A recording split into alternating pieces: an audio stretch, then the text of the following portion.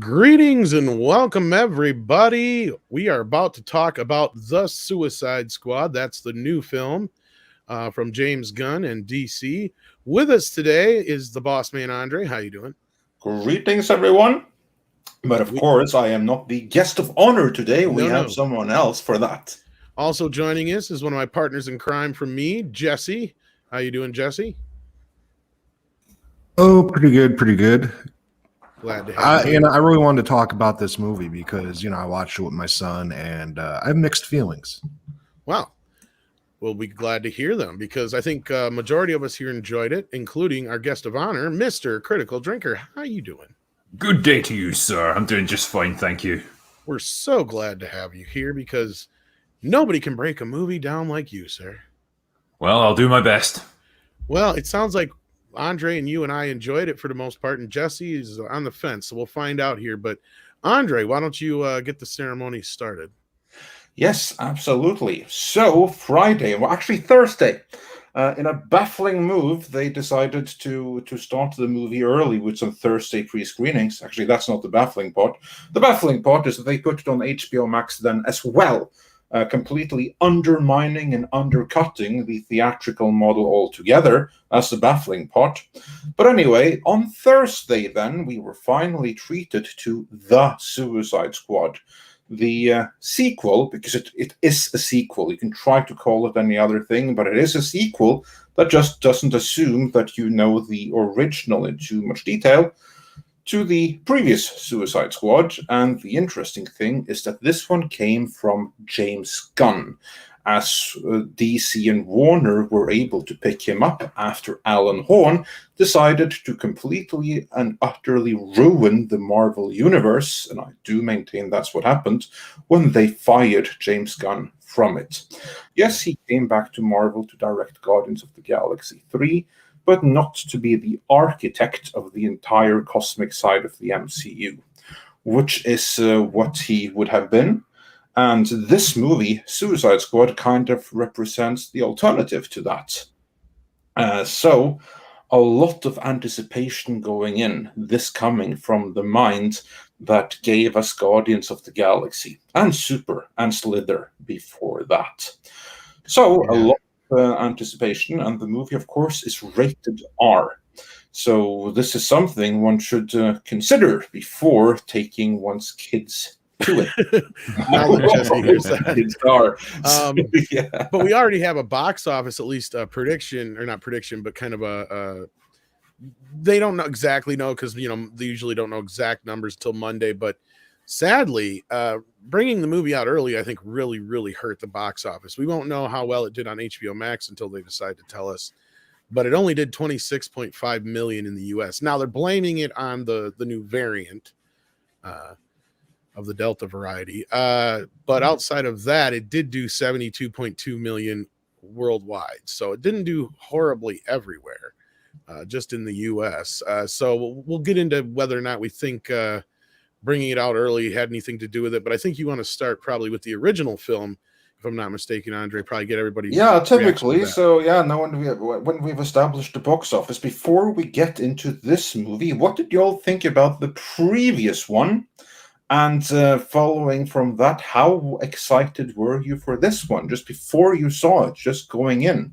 Drinker, I know you weren't too excited based on the very first trailer that came out. Yeah, I mean, I honestly think that trailer wasn't representative of the movie. I think they showed some of the worst jokes and some of the most labored stuff.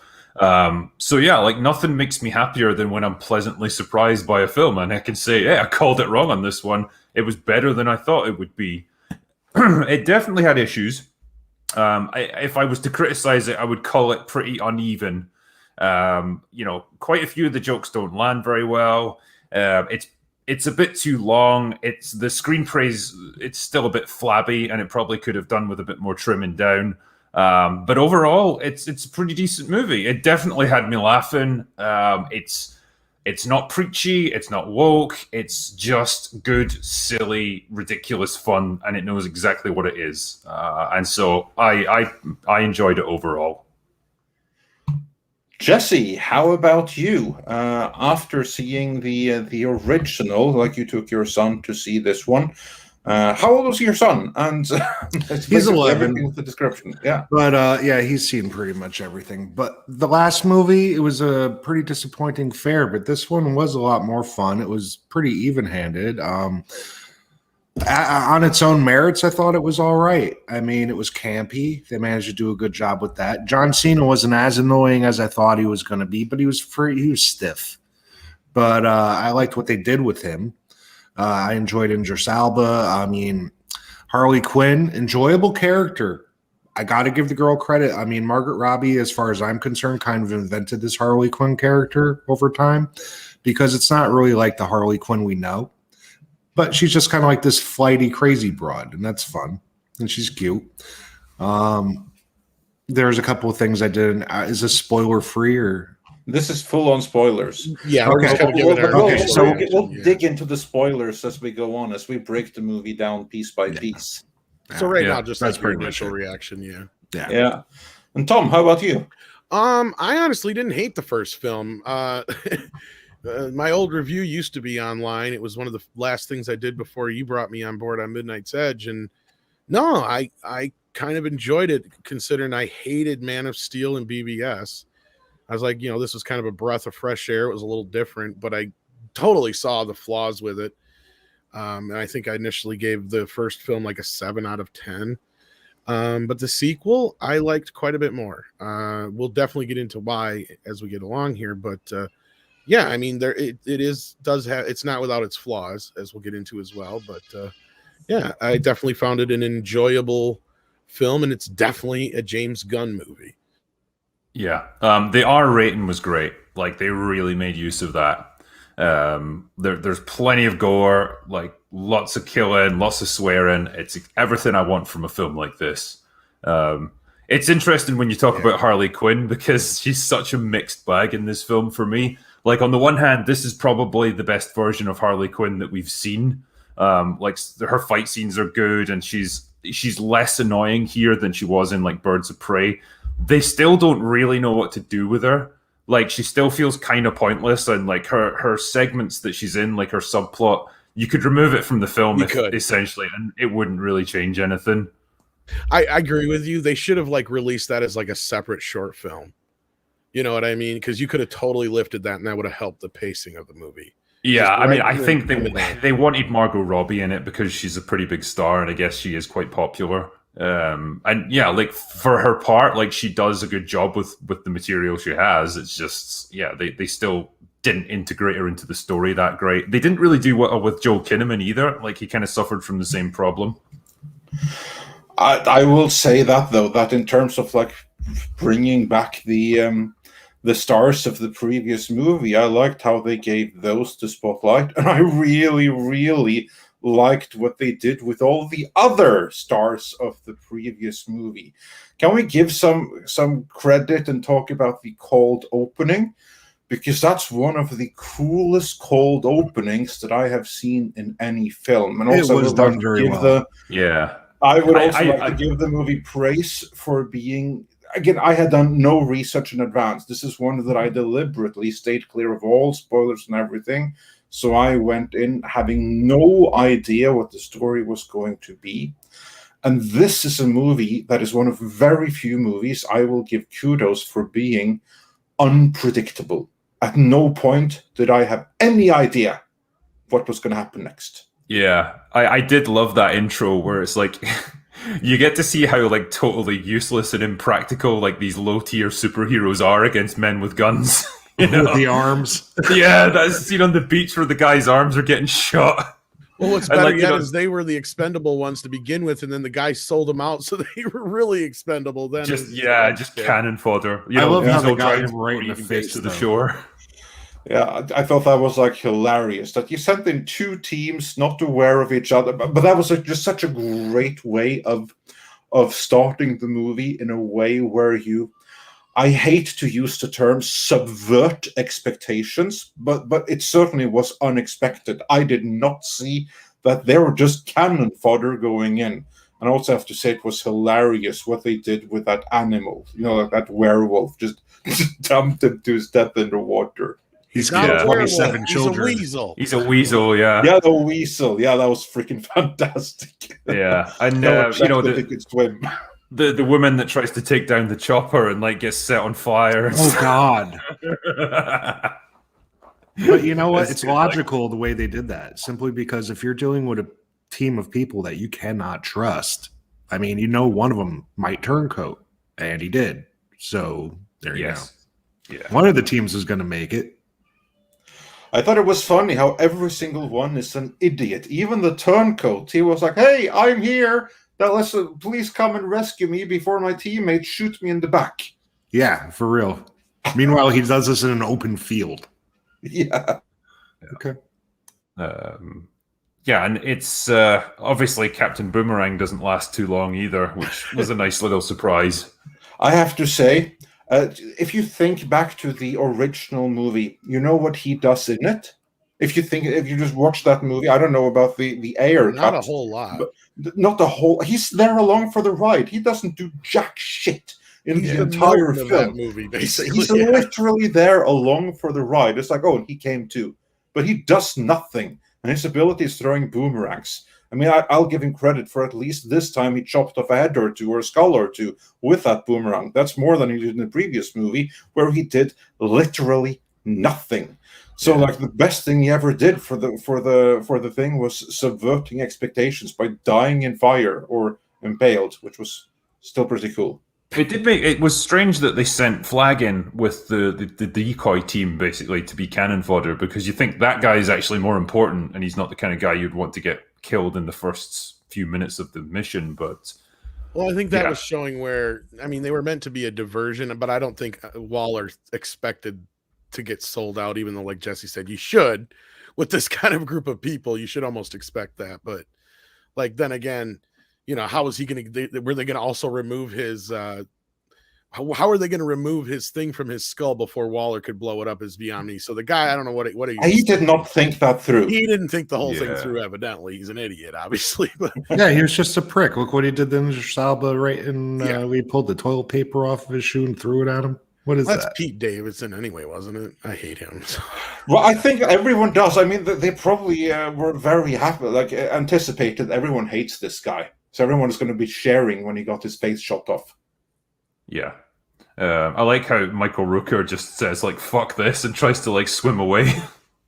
Straight away just gets blown up. They spent a lot of money on killing him in the opening scene. Yeah, they did. Getting him in the first place and everything. Again, but to me, this is actually when I knew that, I'm gonna have a good time with this movie, because I have to say, one of the best cold openings ever with that, and then going back and we see how that all started with the different teams. That was pretty freaking sweet. This movie plays around with the chronology a fair bit. Just doing something, having something really inexplicable happen, and then jumping back by like an hour or 10 minutes or whatever to then explain how that came about. It works great in the opening. It's a little bit irritating when it happens near the finale, because it feels like that's the point where you don't really want to be playing around with chronology. You kind of just want to be like, rushing towards the resolution of the movie. But I like the way they did it, though, because it's like when he was falling through the floors, I mean, that would have made absolutely no sense if he just appeared out of nowhere. No, that's what I mean. I suppose they could have just flipped the scenes and put one after it. Yeah, you could have just intercut it or something like that. But it was fine. It didn't fail or anything for me. It was a weird thing to do at that point in the movie. Now, Critical, what did you think about the transition framing that they did throughout this whole movie with all the different interesting things written across, like the beach and the sand and then fire and all that? Oh, that stuff was cool. Yeah, I mean, I was fine with it. It's a stylistic choice. It's not something that I need to see or anything, but it's like, fair enough if that's what you want to do. But you think they brought it up to the edge? Do you think they brought up like to the edge of that stylistic point without making it distracting? I would say so. I mean, you very clearly feel then like the movie's divided up into chapters. Yeah. Which I don't know if it needs, but because it's not a complex story, this film. Like, it's really pretty simplistic. They've got to sneak in to this island. find the guy that can lead them to the fortress and then go in and blow the place up. And that's essentially what you get. To me, it felt almost like you're getting like 2 or 3 comic books like in a series. And to me, like the way he cut it is like it's the closest we've gotten to an actual comic book being captured on screen since like Ang Lee's Hulk or Sin City, probably. Like I liked how it was the transitions and just how it worked. I thought, at least to me, it felt like we were actually watching a comic book on screen. And I mean, a lot of people have compared this to Guardians of the Galaxy, but I don't feel that. I felt it was. I don't see that at all. Yeah, I felt that it was more in the tone of Super. And I think I told you that before you went and saw it, Andre. So I'm curious how you felt about that. Yeah, no, I agree. For those that have not seen Super, go see it. It's a great freaking movie. That's one thing. And tonally, this movie is very, very close with Super. So everyone should absolutely see that. And before we move on, I have a couple of super chats here. Stephen Otten says, "Hail, Andre, Tom, Drinker, Jesse, Wrenches, and chat. I found the Suicide Squad to be surprisingly entertaining. This is the movie we should have gotten in 2016. Yeah, no argues from me on that point, because I think the 2016 movie, both versions we have so far, are a complete mess. Culture Casino says the film is good, not great. I also enjoyed the first one, probably because I saw the extended cut version first. Yeah, not a big difference, but yeah. And Martino Solmoni says, for 20 Swiss francs, Midnight's Edge panel on Sunday, me like. Oh, well, that's cool. Glad you approve. And Daryl Brewer says, it's your mum. Polka Dot Man was amazing. Yeah, that was amazing. We're going to get into that presently, the new team and each character in it. Before then, John Apocalypse wonders, is this a 4th film Gunn killed Michael Rooker? Might be. I haven't counted. I have no because idea. he was in all his other movies practically, except for like 1 or 2, I think. So yeah, and I think he's killed him in almost every one except for the first Guardians movie. Yeah. And then Nephilim, for some reason, thinks that Yellowfish lost his manhood last night. I missed the show. It must be. I know nothing about that, so it must be a reference to last night's show that I missed. Sorry. Yeah, I have no idea what you're talking about. So yeah. But moving on, let's get back into the movie, because after the cold opening and the distraction of the, shall we call them the decoy squad, the ones that end up drawing all the enemy fire so that the real Suicide Squad like a third of them were still alive by the end and became part of the regular group, but yeah. Yeah, you mean that Harley got captured and, Flag got taken in by the resistance fighters. Yeah, basically the characters that we want to follow from the previous movie. Yeah, they were the ones that made it. But before we get to the resistance, and I have something to say Idris about Elba was great as Will Smith in this one. Yes, exactly. Yeah. That's what I mean. He's a much better Will Smith. I liked Will Smith in the original. Like, I will say that. Like, and I generally consider him a more fun actor than Idris Elba, but like they were playing kind of different characters, and Idris was much more, I don't know, serious and dark than Will Smith's version was. I can't believe you like Will Smith. I really like Will Smith, dude. I think the guy's got charisma. Like he can make movies work, but I shouldn't.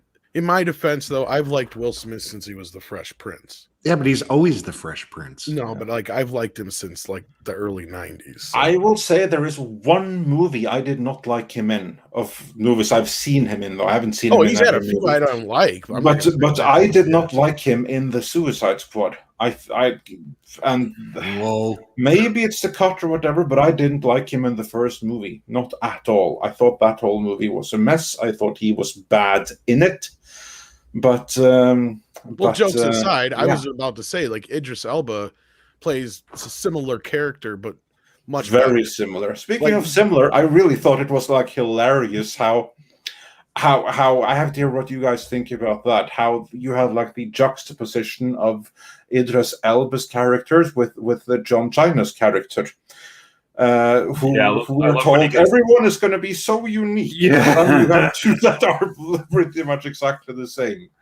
Yeah, it's like I love how straight away they get into a pissing contest with each other. He's, John Cena's like, "Oh, I can shoot more accurately than you," He's like, how are you going to do that? It's like, well, I'll shoot through the bullet holes that you shoot, and my bullets will be smaller, so like they won't even touch the sides. Which is kind of cool because it kind of plays into the ending too. Yeah, well, it's a nice setup and payoff. So like little things like that are nicely done. But yeah, I genuinely I thought John Cena's character was great in this. Like he's really deadpan. He's got that kind of flair for comedy. He was good. I liked him. Now, Andre will know. I like right after I saw it, I said that was the part I hated the most was John Cena. Like he just felt out of place. But the more I think about it, because like I was thinking back, I was like, yeah, there was bits I kind of laughed at, especially when they go into the camp all Rambo style. And then they realize they just killed all the good guys. That scene was that was definitely the funniest part of the movie because they're standing there like, how do we tell them? James Gunn just knows exactly how to pace that scene. We didn't see anybody. Yeah, well, because there's like this few seconds of just silence where you can just imagine them all shitting themselves. Like, oh God, what have we done? You know, but my son turned to me when we were watching that. He says, "How did they not hear any of this?" Yeah, because they were like Rambo styling. Yeah, but they were shooting on the beach.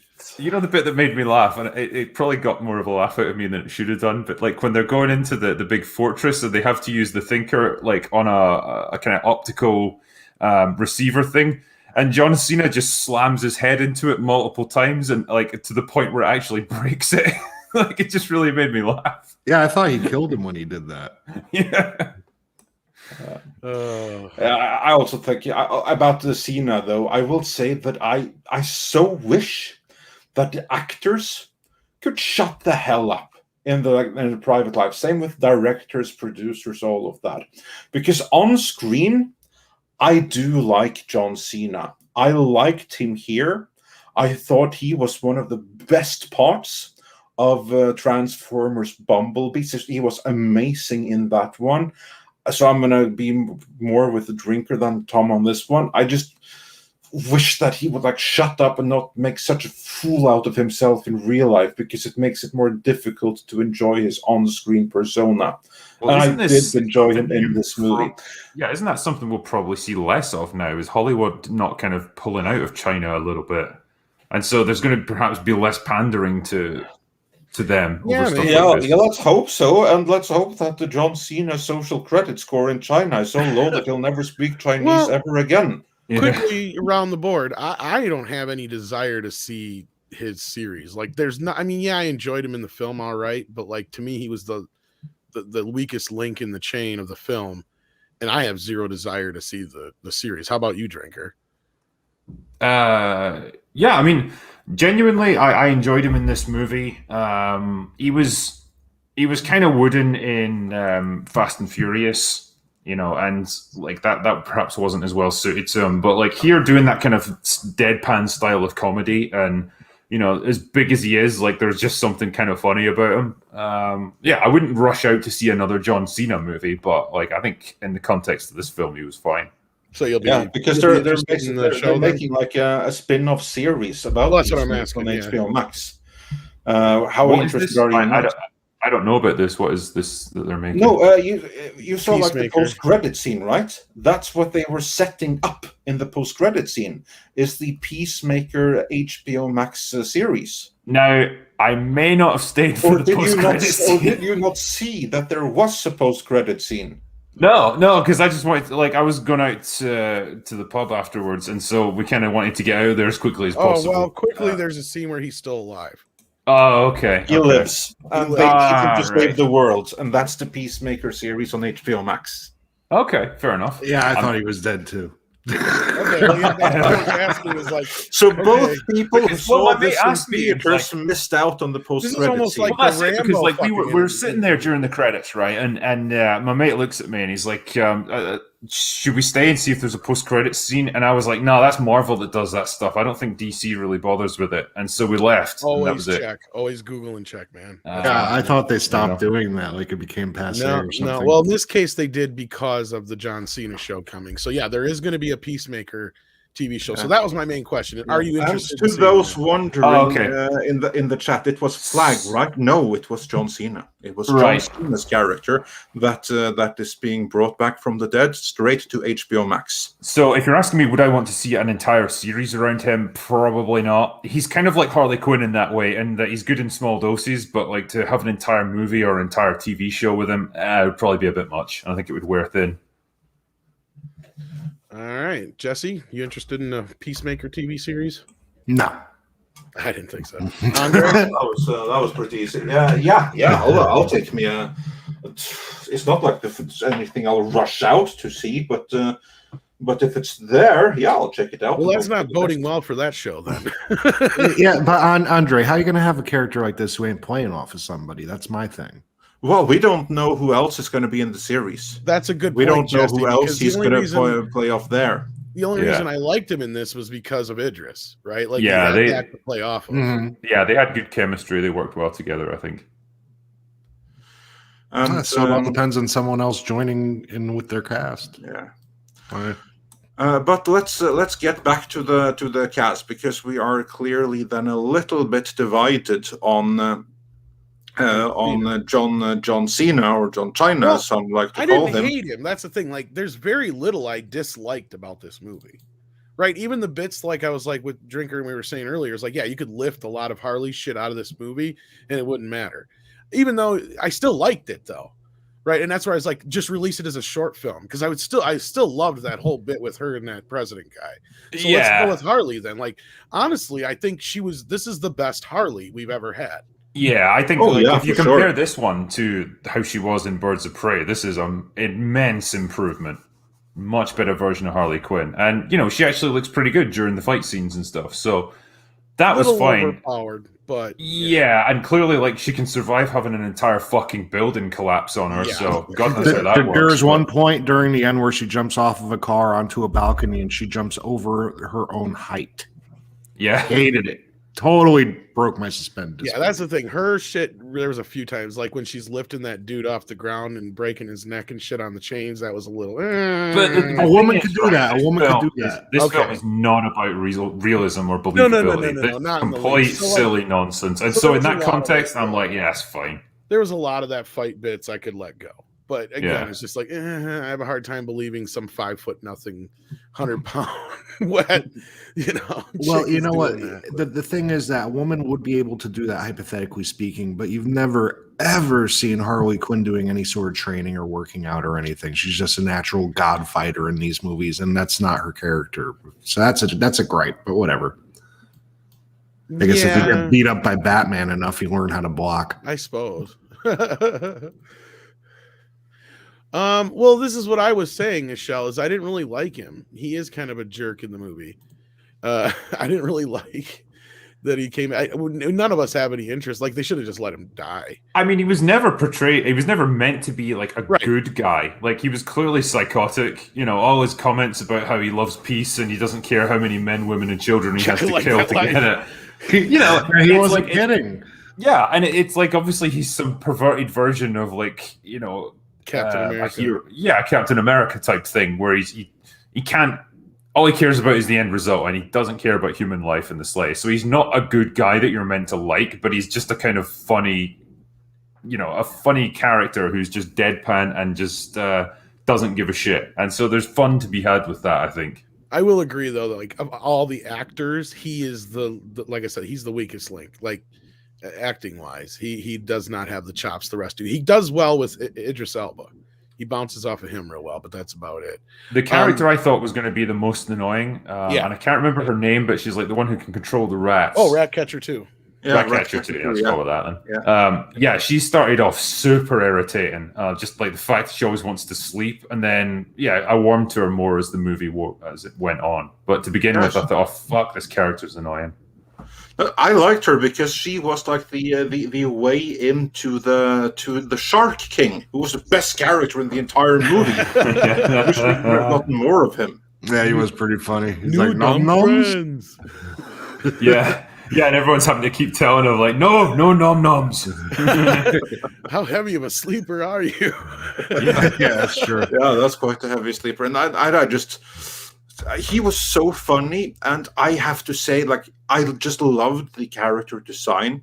When you look in the comics and all, like sometimes he's a hammerhead shark, and he's always like really lean and buff and like a proper bodybuilder. But this build right here, it was so perfect. So like this is like one of the best adaptations, visual adaptations. From the comic to the page I have ever seen, and like making, if you actually had a shark walking around, this is what it looked like. Yeah. I just love the fact that they don't even try to explain like where he comes from or anything. It's like, it's just a giant shark with hands that walks around and talks. He's descendant of a god. That's all. That's kind of what they said. Like as if that's just a thing that happens. You know, he has a taste for human flesh, so keep some distance. Like keep your hands and legs to yourself. Yeah, he gets hungry. He gets hungry. Yeah, I love the Starro thing as well, like just a giant starfish that destroys buildings and stuff. Oh, we'll get into the I know that's jumping ahead. Now, I will say this though, at least he looked as far as King Shark looked a lot better here than he did in the trailer. Because like I know a lot of people were complaining about how cartoony he looked in the trailer. They clearly weren't done with his CGI yet. I think, especially when you get to that scene where they go close up and they're riding through town in the van. They did a really great job. There's some of the CGI in this movie, some of the best I've seen in a while, especially with King Shark and Starro and stuff. Not to jump ahead on Starro, but yeah, like most of King Shark stuff really worked for me. And I normally don't like CGI characters. You know, a lot of people are comparing it to Groot, but I actually liked him better than Groot. Yeah, me too. I'll take this guy over Groot any day. And I love Baby Groot. Yeah, and I loved Sly being the voice is another great bit. So like it was just a perfect package for me. And I get it. A lot of people want like the little bit smarter King Shark, which is fine and fair. But I just liked this iteration. I thought he was hilarious. Yeah, to me it's much like how they dumbed down what's his face again in Guardians of the Galaxy, like the Thanos Slayer. He was played by the bodybuilder. Oh, Drax. Drax, yeah. They also like, to me it's very similar because Drax was a pretty smart guy in the comics and they really dumbed him down for the movie, but James Gunn made it work. And same thing here. I thought King Shark worked amazingly. I just loved how he ate people, especially that guy in the camp, which we're about to get to. Yeah. After we've also gotten to hilarious. Unless Jesse, you have something to add about King Shark. Oh, I did like him a hell of a lot more than Groot. I thought he was very silly. I mean, he was intelligent in a very low-end way because he wanted to look like he was smarter than he is.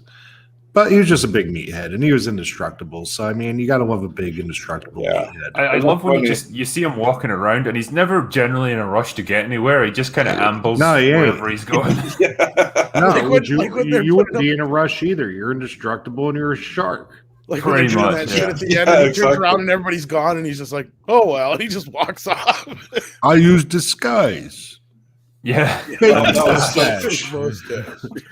Like mustache isn't going to cut it, mate. I thought they were honestly going to put him in a fake mustache and like a tarp and have him just like walking by himself as a distraction. There's good bits though. You feel kind of sorry for him, like when they're all partying in the nightclub. Yes, and it cuts to him sitting in the van on his own. I gotta watch this movie again. It really was a better movie than I. That's what I want to go back to it. Yeah, I tried to get. I look forward to seeing it again now. You're so afraid to like things these days, you know, because it's always like, did I miss something? Did they take a jab somewhere? No, they really did really. And they even do a good job with the whole like they didn't have a bad dad thing going through the whole thing. Like, because was part of his character is becoming a better dad, right? And then you have Ratcatcher 2, where she loved her dad. You know, and so you didn't have the bad dad syndrome. You didn't have the incompetent males getting upstaged by like, you know, superpowered females either. Like it's generally pretty balanced. And yeah, like definitely Idris and Cena and Flag were like the main guys. You know, they were very much the core of the story. The dialogue between Idris and his daughter was freaking fantastic. Just like how completely unremorseful he was. Like, It was yeah, realistic well, your as hell. mother produced the parental test. It was like, I never asked for this. I never asked for you. It was just like so refreshingly honest. And Anybody who's ever time, had a teenager knows how realistic that scene was. Yeah, like how he properly yells at her as well. Like they're both just screaming "fuck you" at each other for fuck ages. you. Like, he's so immature. Yeah. Oh, trust me, you get a teenager after a while, you get enough arguments, you lose your cool. It's just at some point you just turn into another teenager yourself. And so it just happens sometimes. You can't help it. Because it's just you get so stupid in the argument. It's like, why are we arguing about this? And why are you acting this way? Yeah. No, I love their whole thing, and I thought it was a really well done arc for him. And I like that she was trying to make him a leader and all that kind of stuff. And at first, it kind of come off a little, oh yeah, okay. But then by the end of the movie, it just everything seemed to pay off so well, and that just proves how good of a storyteller Gunn is, right? Like that's the thing is I think that we overlook most of all in these films is even as simplistic as this story is, he knew he had to keep the story simplistic because it's full of a ton of characters. And we got to know each and every last one of them, even the ones that got axed in the first few minutes, right? Like we knew almost every one of them by the end of the movie, who they were, what they're all about, and all that kind of stuff. So I thought it was really well balanced. Like even Harley didn't take over, because that was one of my few complaints with the first film, aside from the Joker, was it was basically Harley Quinn and the Suicide Squad. I didn't feel that way here, because there's a good patch of the movie where she's gone, and that's probably why they didn't delete her scene, besides the fact of how they're going to explain where she got the dress. Would just be like, she's gone for so much of the movie, you got to have Harley in there, right? So that's the only reason her scenes, I think, are still in there, because otherwise she wouldn't have been in the movie for about 40-45 minutes or better. Yeah, you would absolutely forget about her. And I think it was, it was fine to have her in it. Like I say, she still feels kind of superfluous as a character, but I understand the reasons for having her in. She's popular and all the rest of it, and fine, I can live with it, I guess. There's definitely scenes around the midpoint of the movie where it was dragging a little, where it kind of felt like they could have tightened it up a little bit. This movie was well over 2 hours, wasn't it? And I think maybe, 25, I think. It was quite a lengthy movie. You probably could have cut 20 minutes out of it, and I think it would have made for a better film. I think it would have done really well as a miniseries. Yeah, you could have trimmed it up, though, and that's where I was saying you could have lifted that whole bit out of the middle. And then maybe that would have been the fun of it, is like release that as a short film, and then just you don't know why she's in that red dress, and she just says, oh, it's a long story. And then we know because we see it in the short film, right? Like, because you could have lifted all that out. You don't really need it. You know, the thing that pissed me off quite a bit about her in this film, though, is like a lot of the gags that they gave her were really labored. You know, the whole thing about like she gets the javelin, which ultimately becomes kind of important for her, but the gag about, she's to carry it, and the guy doesn't get to finish his sentence before he dies, and then for ages she's going like, oh, why? Who have I to carry it for? Why? What have I to do with it? And it's I guess it can be funny, like just on a one-shot kind of thing, but the fact that they keep it going for like 30 seconds of screen time, it's really unnecessary. Like things like that happen quite a bit with her, and it's a shame because they didn't need to do it. No, but I also agree with some of the guys on FNT when we brought it up the other night. Like that scene with her leaving with the cartoons and stuff, that almost felt like James Gunn being like, this is how you're supposed to do a Birds of Prey movie. That was better in like 4 minutes than they did in that entire movie. Yeah, this was very much like the police station shootout in Birds of Prey, where she goes in with the grenade launcher and stuff, and it's all the psychedelic smoke. Similar idea here with the flowers behind her. That's what I'm saying. Like, yeah, it was like Gunn going, here you go. This is how it should have been. Like, yeah, I agree with that. I don't know if you saw Birds of Prey, Jesse, but I think it was garbage. I much prefer this one. Let's put it that way. I will admit I saw Birds of Prey because it was free. And yeah, it wasn't good. It wasn't good. No, it wasn't. Even if he took the same overall story, you could have made it good by simply, making the characters who they're supposed to be instead of, just a bunch of bitchy women. Whatever. Okay, well, next the character I think we should talk about is Milton. No, the legend that is Milton. Again, like that was kind of funny that they couldn't remember him and stuff, but then they again kept that gag going for too long, like longer than it needed. They could have just moved on from it, but yeah, generally it was kind of funny. Did you like when she called Bloodsport Milton? Yeah, and he's like, "That's not my name." He just walks away from her. Yeah, I like how they pointed out, like, why the hell did he tag along? No one asked him. Yeah, I just love how he gets killed in like. What was he planning to do? Yeah, He's just carrying a bag with something in it. No, probably snacks or something. yeah. And he just gets killed in the most like undramatic way. Like just a couple of soldiers come in and gun him down, and that's it. He's gone. Yeah, and he got off the hook lightly. But let's also talk about one of my favorites outside of the shark, of course, Polka Dot Man.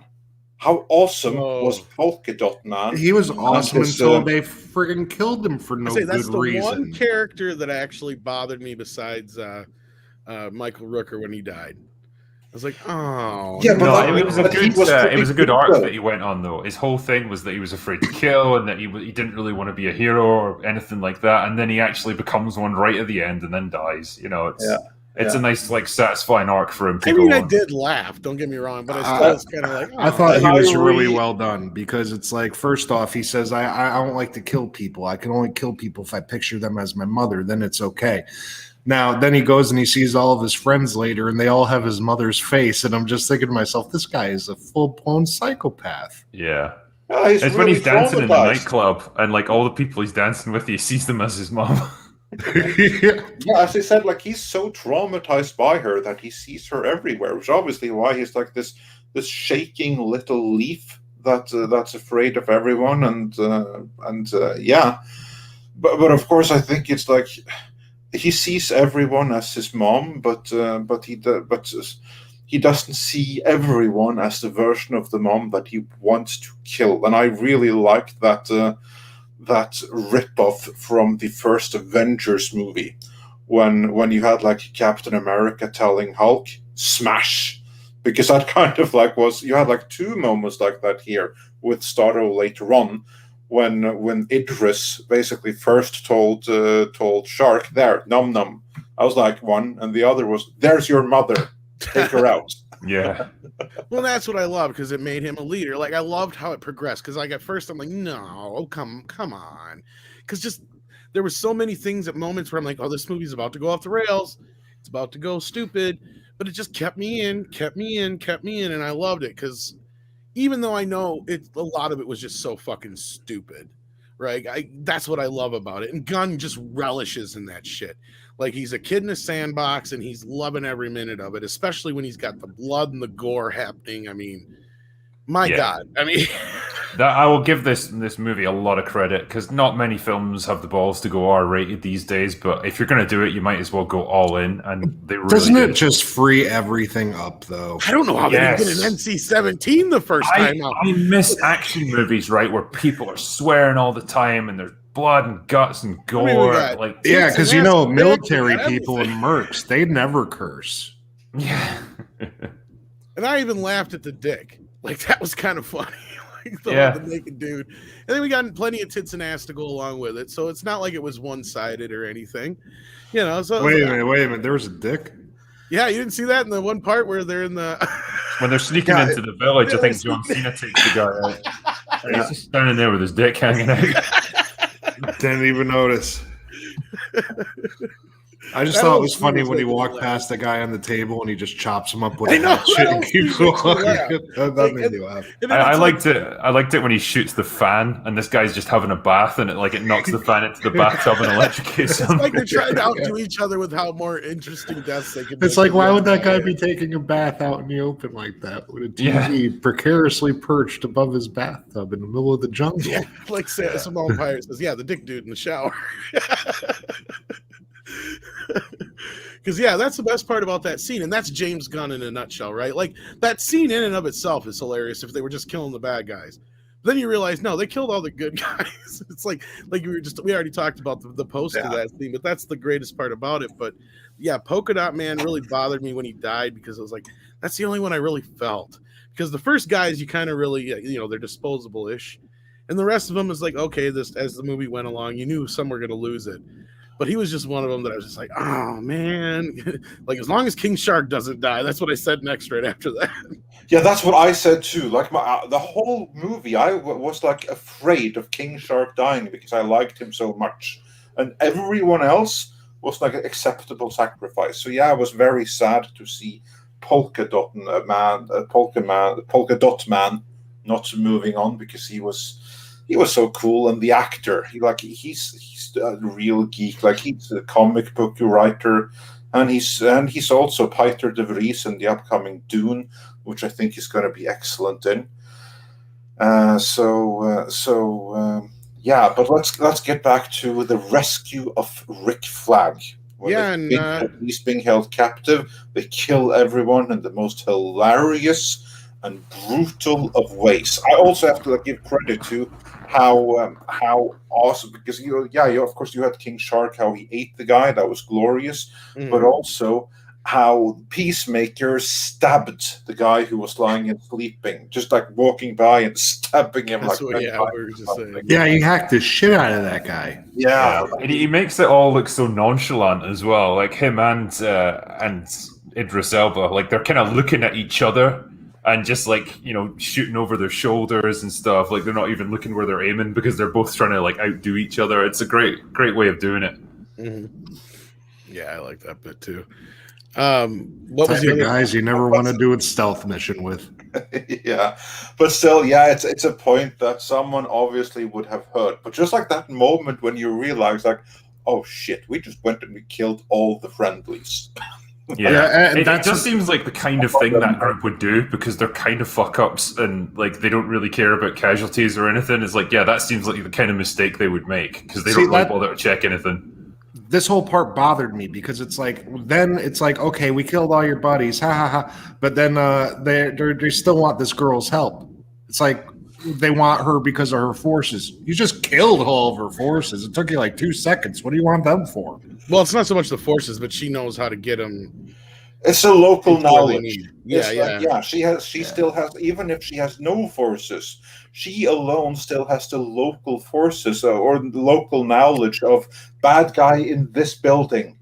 Bad guy likes to hang out at that strip club. And just the hearts of the people and all that too. Knowledge right there. And of course, she was like heartbroken and like really, really pissed and everything, and rightfully so. But like they pointed out that, let's just like, we get that you're a little bit pissed, but let's just focus on we're here for the same thing right now. Moving on. Yeah, there was a few of those moments that are very much comic booky, don't get me wrong. But they at least paid him enough attention to where I could buy it. Even like when Amanda Waller got hit. Like, okay, you would normally think she would go after each and every one of the people that did it. Oh, I still worry for those people. Oh, I know. I'm sure that... Because we didn't some of them are going to turn up missing for sure. I was going to say, we didn't even see the one lady who actually hit her in that last scene, if I remember correctly. But the rest of them were there, but like she wasn't, and the rest of them seemed like they had gotten a talking to. So the kind of staff that work there at the base and like they're kind of monitoring everything. They did start to piss me off a little bit when they're so like comically incompetent, like they're falling asleep at their desks and stuff. Like that just seemed a little bit unnecessary. Like it seems like the kind of people that would work under Waller would be much more on the ball because they would know that she would kill them if they fucked up. Yeah, I hate whenever they make it too easy because in real life it ain't like that. Yeah, I mean that was the only thing I think they should have showed a little bit more what the repercussions were, because it makes it feel like she let him off scot-free, but I don't think that was the case. Because like I said, you don't see the one that actually hit her from my recollection in that last scene. And the rest of them look like they knew that the shit would hit the fan or whatever. But, she also knew she was kind of wrong. So that's probably why she let a lot of it slide this time. And then she also had kind of handed to her by Idris Elba's character, by him kind of making the ultimatum to her and shit. Like, 'cause I like how it all wrapped up. It wasn't that complicated of a thing. It didn't take much for me to buy into the whole, like, obviously Waller's real reason for getting there wasn't to stop Starro so much as it was just to get rid of the fucking evidence. Like that to me was like, okay, that makes sense. Like all that stuff was fine with me. I had no problems. All the major plot points made sense to me. I'm still trying to think of any major plot jumps or anything that I missed that felt out of place outside of those two things that we just brought up. Those are the only two parts to me that I was kind of like, but all right, you know. Yeah. I mean, I think that's the benefit of having a pretty simplistic plot. There's not an awful lot that you can get wrong. No, and that's the thing. And again, like I said, those two asks are not a lot. If you add in like Harley being a little OP, okay, that's 3 asks, big deal. Yeah. I like how when they torture her, they do it in a way that like doesn't actually cause any long-term damage or anything. It's just like, we're going to hit you with a taser over and over again. I was also thinking that like, okay, now is when we know we're watching a movie because they're hanging there and they're letting her keep that dress on. So yeah. But getting back to that precedent for a moment. You're really right. They would have stripped her naked, covered her with water, then tased her. Yeah, exactly. So she got away pretty lightly on that one. But let's just go with that. One thing that I was like almost surprised by that I didn't think was going to happen in a DC movie was her actually getting it on with the president dude. Oh yeah, that was really funny actually, because she was even like, she liked him. She liked him in bed. She was the one completely in control there. Like it wasn't him forcing his way or something. She was like, "Oh yeah, I like you. I can get. We can do this." I think what's funny about it is like when it first started happening, I was just sitting there thinking, where the hell is this going? Because it seems to be quite a long segment. And then you realize it's all just kind of a lead up to the joke that she just shoots him. Right. And that's it. Like you realize then, okay, this is the real Harley Quinn here who has a kind of sense of right and wrong somewhere in there, but like also has no qualms about calmly gunning someone down and doesn't really think of the consequences of doing it. No. And again, that's where it's like there's that whole bit again serves no real purpose to the plot overall. Like none of it holds any real repercussions outside of they got to go and get Harley anyway. Well, she was already captured, but I still loved it. I thought it was hilarious. Yeah, but like overall, if she hadn't taken out that likable president character, even though he was a piece of crap, I mean, couldn't. Well, if the other guy that was worse didn't come in at the end, they would have just all talked to each other, and that would have been the end of the movie. That guy was put in the movie exclusively so that she could have a reason for being in the movie too. That's very true. That's very true. Because like if you're talking about plot holes and stuff, it doesn't really make sense why he would care about her and why he would actually want to get married to her. Exactly. There's bound to be a million women on that island. Like yes, he fancied her, seen her on the news and stuff like that. Wanted the exclusivity of being with like a superhero. Yeah, it's a little loose. Something like that. I mean, I'm sure if he had the opportunity of going with Wonder Woman, he would have taken it. But he probably wouldn't we all, Andre? Yeah, wouldn't we all? Yeah, she's pretty high up there on the hot crazy scale. The only other reason he's in there is because he's tangentially connected to what's his face's character, the brain guy. Just forgot. Doctor Who. Yeah, Doctor Who. Is it Capaldi? Doctor Who. Peter Capaldi. Yeah. Yeah. Like that's the only other reason he's there is because he's tangentially connected to that character, and even that point, he's not really that big of a deal. Because like even that character, that's my only. Maybe if I had one other gripe. Is that character is kind of under because they probably gave so much screen time to Harley. The bad guy, Capaldi's character, is a little underdeveloped. Yeah, you've essentially got 3 bad guys in this movie. Then, apart from Starro, who's just kind of a monster, really. That's like the bonus kaiju coming in towards the end there. Yeah, so you've got good president guy who wants to marry Harley, evil president guy who's just like a general who wants to like conquer the world. And then the thinker who's just a mad scientist. And, the good president guy, he only exists because we had to give Harley something to do. Because if he didn't, then literally her entire arc in this story would be she gets captured and tortured for a bit and then eventually escapes. And that wouldn't be very interesting. So there's that. And then the result is the evil general guy is just kind of flat. Like he's just a kind of one-dimensional bad guy. There's not really anything to him. The thinker's the only one that's got some potential, and then even then you don't get a huge amount from him. I will say though about the good president guy, I was very happy to see the actor whose name I believe is Juan Diego Botto. To those that have seen the 90s Zorro TV series, he was Felipe, the mute manservant in it.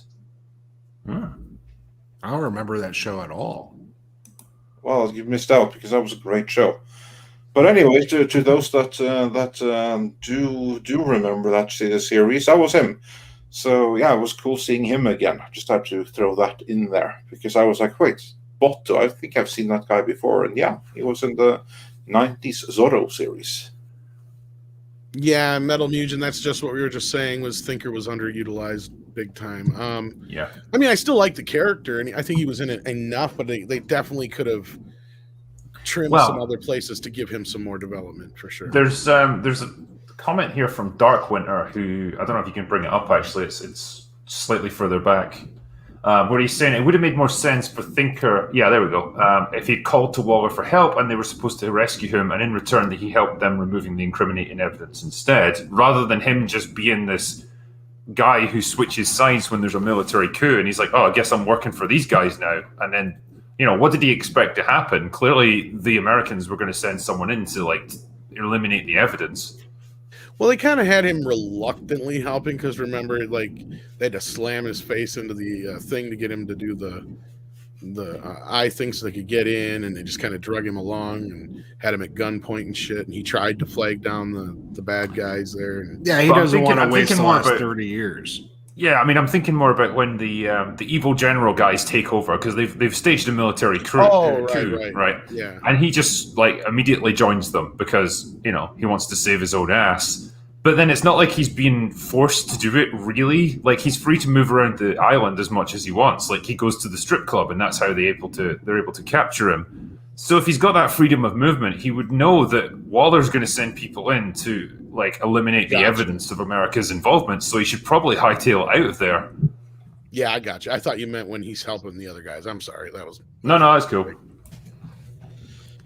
Yeah, indeed. And also, while we are addressing comments from the chats that we try to do whenever we can, we also have a couple of super chats. I can no longer bring them up on screen, but let's bring them up anyway.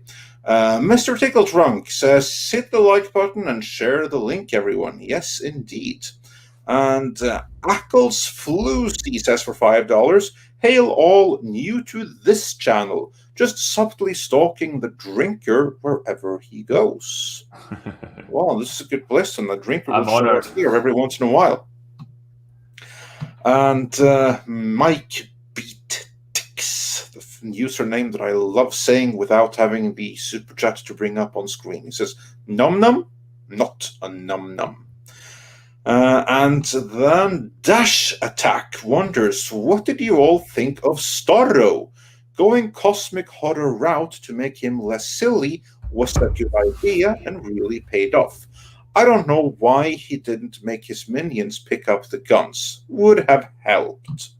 Yeah. So yeah, let's get into that for a moment. I feel we've gotten that far. Starro, what did you all think about him? I think my favorite moment of the movie might have been when Starro first bursts out of the building, and then the camera cuts back to a couple who are watching it from a couple of miles away, and the guy just goes, "What the actual fuck?" Yeah. He doesn't actually say that, but kudos for making the subtitling funny. I remember I understood exactly what he said because I do speak a little bit of Spanish. Actually, I understand more than I speak, and I understood what he said, and he didn't say that. But kudos for making the subtitling funny. Yeah, I think it would be your exact reaction to seeing a giant starfish rampaging across the city. Oh, hell yeah. There's nothing wrong with that reaction. Either the subtitle or the original Spanish language version of it were both justified. As people pointed out in chat as well, Starro's got such a tragic final line where he's like, I just wanted to float in space and look at the stars. Yeah. Or I was happy in space looking at the stars, I think. Yeah, sorry, yeah. Yeah, something like that. But yeah, no, I thought even the CGI was really well done, and considering it's a perfect... I thought it looked good when all the fluid was sloshing around inside the eyeball. The eyeball was done really amazing. And again, he not in a bad way, but subverted me a little bit because I thought, oh, okay, that's how they're going to kill it, is the armpit thing when he's letting all the other things loose. That's the vulnerable spot.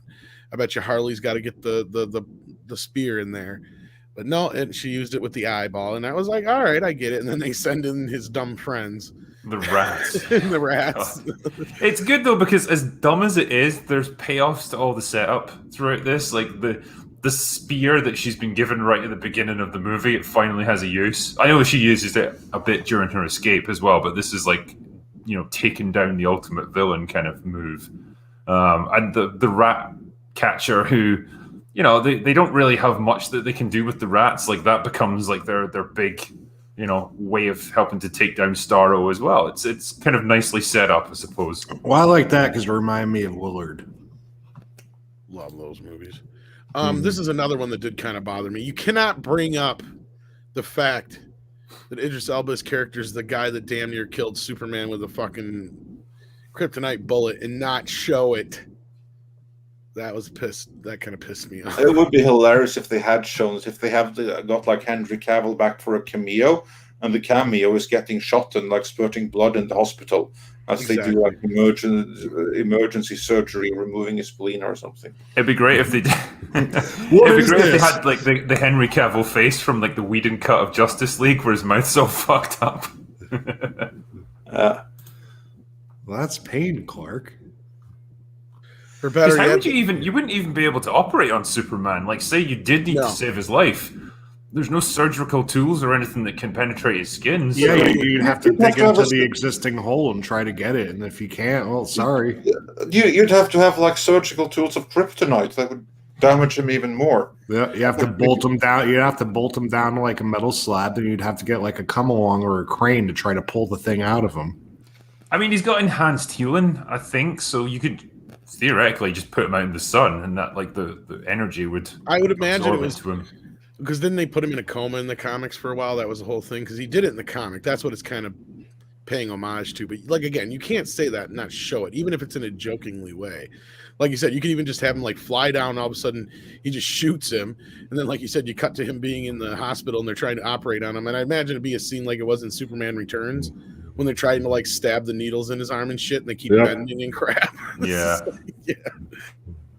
You could have had some fun with it. Yeah, I agree. They should have had Ben play in the rat scene, but only some of us would get it. But anyway, no. Like speaking of other characters, Rat. Unless you want to talk a little bit more about Starro, there was Ratcatcher too, which I think we talked a little bit about. But no, I thought she was a great character. Didn't overpower the film, and not another. Even though she is kind of the one that saves the day in a way, it's set up very well. It is. It is. Yeah, she's and she's. I guess she's like the nicest out of the lot. Compared to the rest of them, she's kind of more like innocent and just she wants to be King Shark's friend, and she wants to try and reach out to Idris Elba and get him to not be afraid of rats anymore. Yeah, she don't feel like she belongs in the Suicide Squad. That's for sure. Yeah, exactly. But she's a nice counterpoint to everyone else who like they're all just assholes basically. Yeah, like I'm not big on rats, but I thought it was very touching, even though they had diseased rats laying all over them, covered with rat fleas and the plague and all that. It's still sweet, I guess. Yeah, it was a friendly rat. He was like waving and everything. So yeah. Does that little thing she have, like, how come the one, this is what I don't get. She's got the one rat that wears the little vest, right? And he's always chilling and doing all these little funny, cute things, right? But she's not waving the magic glowy wand at him. Because I think it's implying that she trained him, yeah. Yeah, it's internalized in him. All right. Yeah, she doesn't. That's how I took it. Yeah. I'll accept it. Yeah.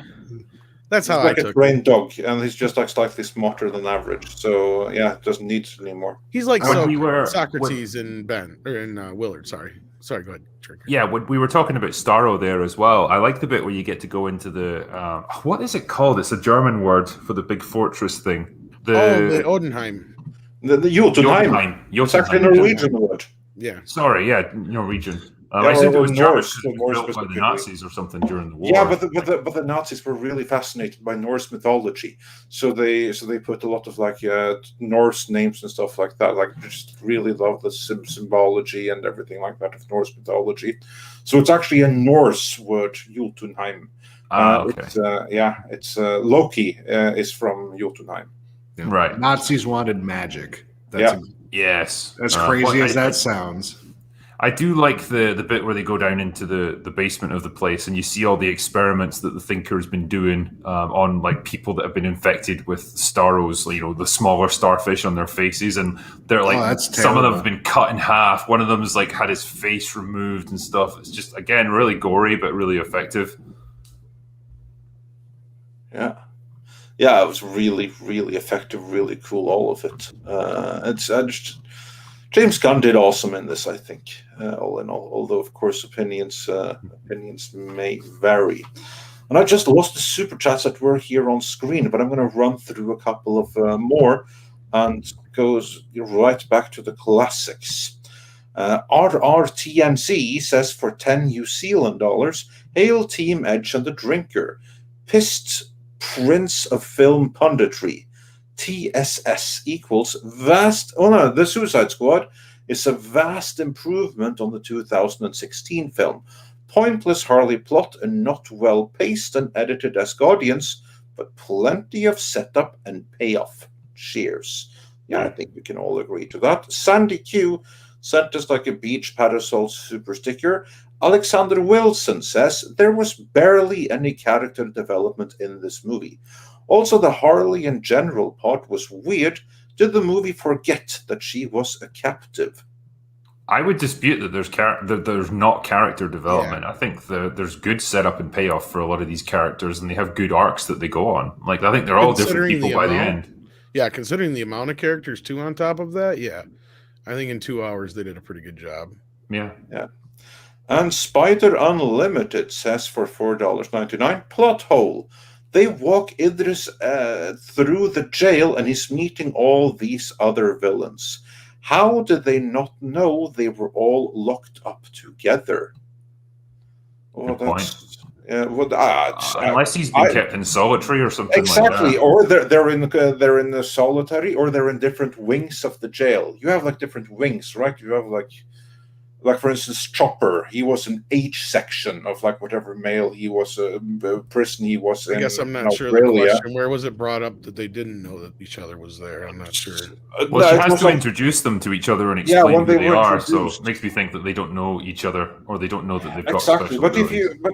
But basically they can just be. Well, they didn't get formal introductions when they just met each other. Yeah, they hadn't really meet each other. I don't think. Exactly. They don't get to mingle. It didn't seem like they allowed them to mingle. And also, some of them could have been brought in from other prisons. So I don't think that that's a plot hole necessarily. I mean, not everyone in one prison is going to know everyone else, because we have like different blocks and everything. Yeah, you have like high security and minimum security are in the same basic prison facility, but they're never going to interact with each other. Well, and like I was saying, it doesn't even look like they get like the ability to mingle like you would in a normal prison setting. Considering they're all supervillains, I highly doubt they would allow them to. Even in the first film, they have them all kind of sectioned off. Remember, Harley's inside of a fucking separate room, inside of a fucking cage by herself, and then they got the fire dude in a completely different area, caged off by himself and shit like that. And like Polka Dot Man's stuck in that like machine thing in the inhibitor or whatever it is when he's in his thing. So like a lot of these guys are probably in their cells most of the time. Exactly. So I don't think that's a plot hole at all. Like they're not going to be wandering around in one big den up all. That's what I mean. Yeah. Leather shark dude with the polka dot. Like the two of them cannot kill all the other inmates if they wanted to, which of course would solve many problems right there. But Amanda would know that it wouldn't take nothing for 2 or 3 of them to gang up and get out. Yeah. So she would be. Yeah. No, I did enjoy when they smacked her in the back of the head with a golf club. I did, but that brings up that big plot hole because you know damn well she wouldn't let those guys walk away scot-free. But but she don't know who did it, but there would be cameras. Didn't see it, and I brought that up as a fair point. They just didn't, but they should have. They should have at least shown us like what she did, because you can't just kind of leave it hanging like that. It's kind of like, because a lot of people are misinterpreting it as she just let it go scot-free.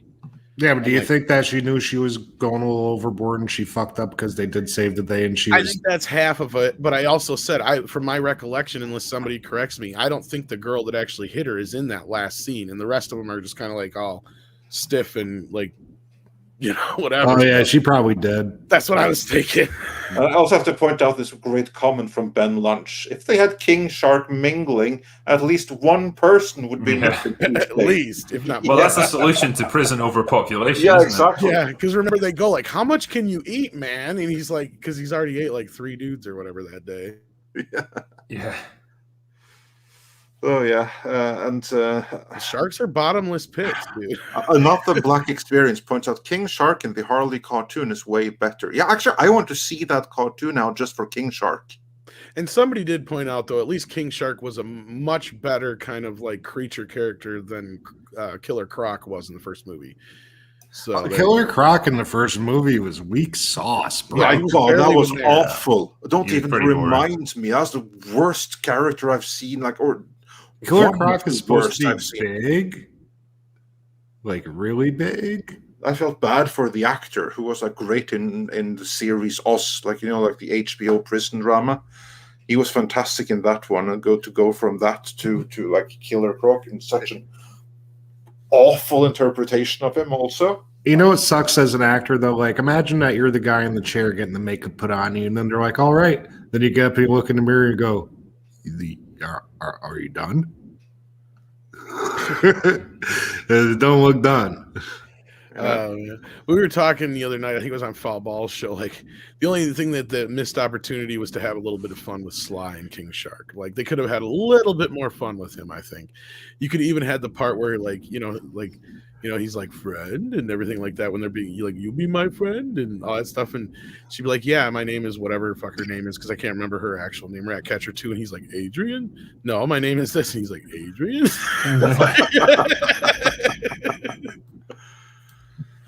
Like something like that would have been funny. I like the bit where he's in the aquarium and he's following those jellyfish thing around. I felt so sorry for him with that. I knew they were going to be violent. Yeah. They made the shape of him because they were measuring to see if they could eat him. Yeah. Just like a snake. Yeah, you're right. Yeah, exactly. That's exactly what I felt so bad for him because he was like so happy, thought they were his friends, and then suddenly they were out of their cage so that they could go and play together, and he was so happy, and then they turned on him and they tried to eat him. Yeah. And they actually were able to penetrate his Hulk-like skin to cause they were. Yeah, they must have been bad. Yeah. I felt really bad for him there. Makes you wonder what else was in that place besides Starro and those things. Yeah, who knows? Well, you didn't get to find out. But anyhow, I think we got a couple more super chats we can catch up on here quick. Yeah, we have a couple of more to catch up on here. Then we have Chicago Book says Disney needs to let Gunn do Deadpool 3 hard R. Well, not a horrible idea. That would be great. But before that, I think that Sony needs to let them do Venom hard R. That would be something. Disney, I think, is a lost cause at this point in time, but that's just me. Yeah. And Mr. Wonderful, he has 2 super chats in a row saying it was okay, but let's be real.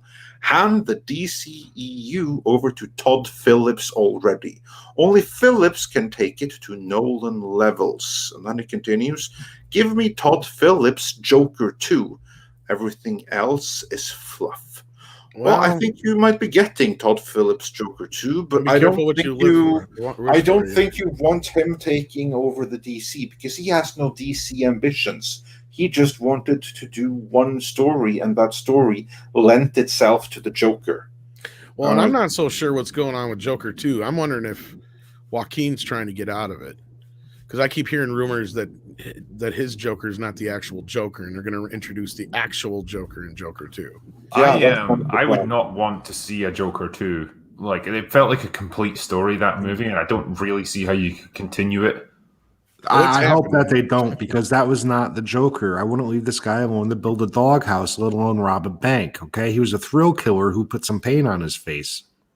Yeah, but then if you're going to make a continuation of that, you're going to have to do something with his character. You can't just have him, die in the first 30 seconds and then someone else takes over the movie. That would just be... That's what I'm afraid of. Be odd. Yeah, I it would don't be a think he's going waste. to die. I think that's exactly what's going to happen, apart from him dying in the first 30 seconds. I think it's going to be him meeting up with someone and dying towards the end of it or something like that. But they said that they were going to take inspiration from the Three Jokers storyline.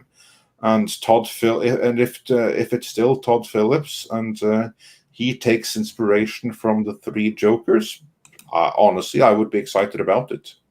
I'd be excited to see where they I go. know Todd's on board. I know it's happening, but the thing is, I keep hearing resistance from Joaquin's side of things. But I'm sure they'll pay him because he enough wants to be in the real Joker.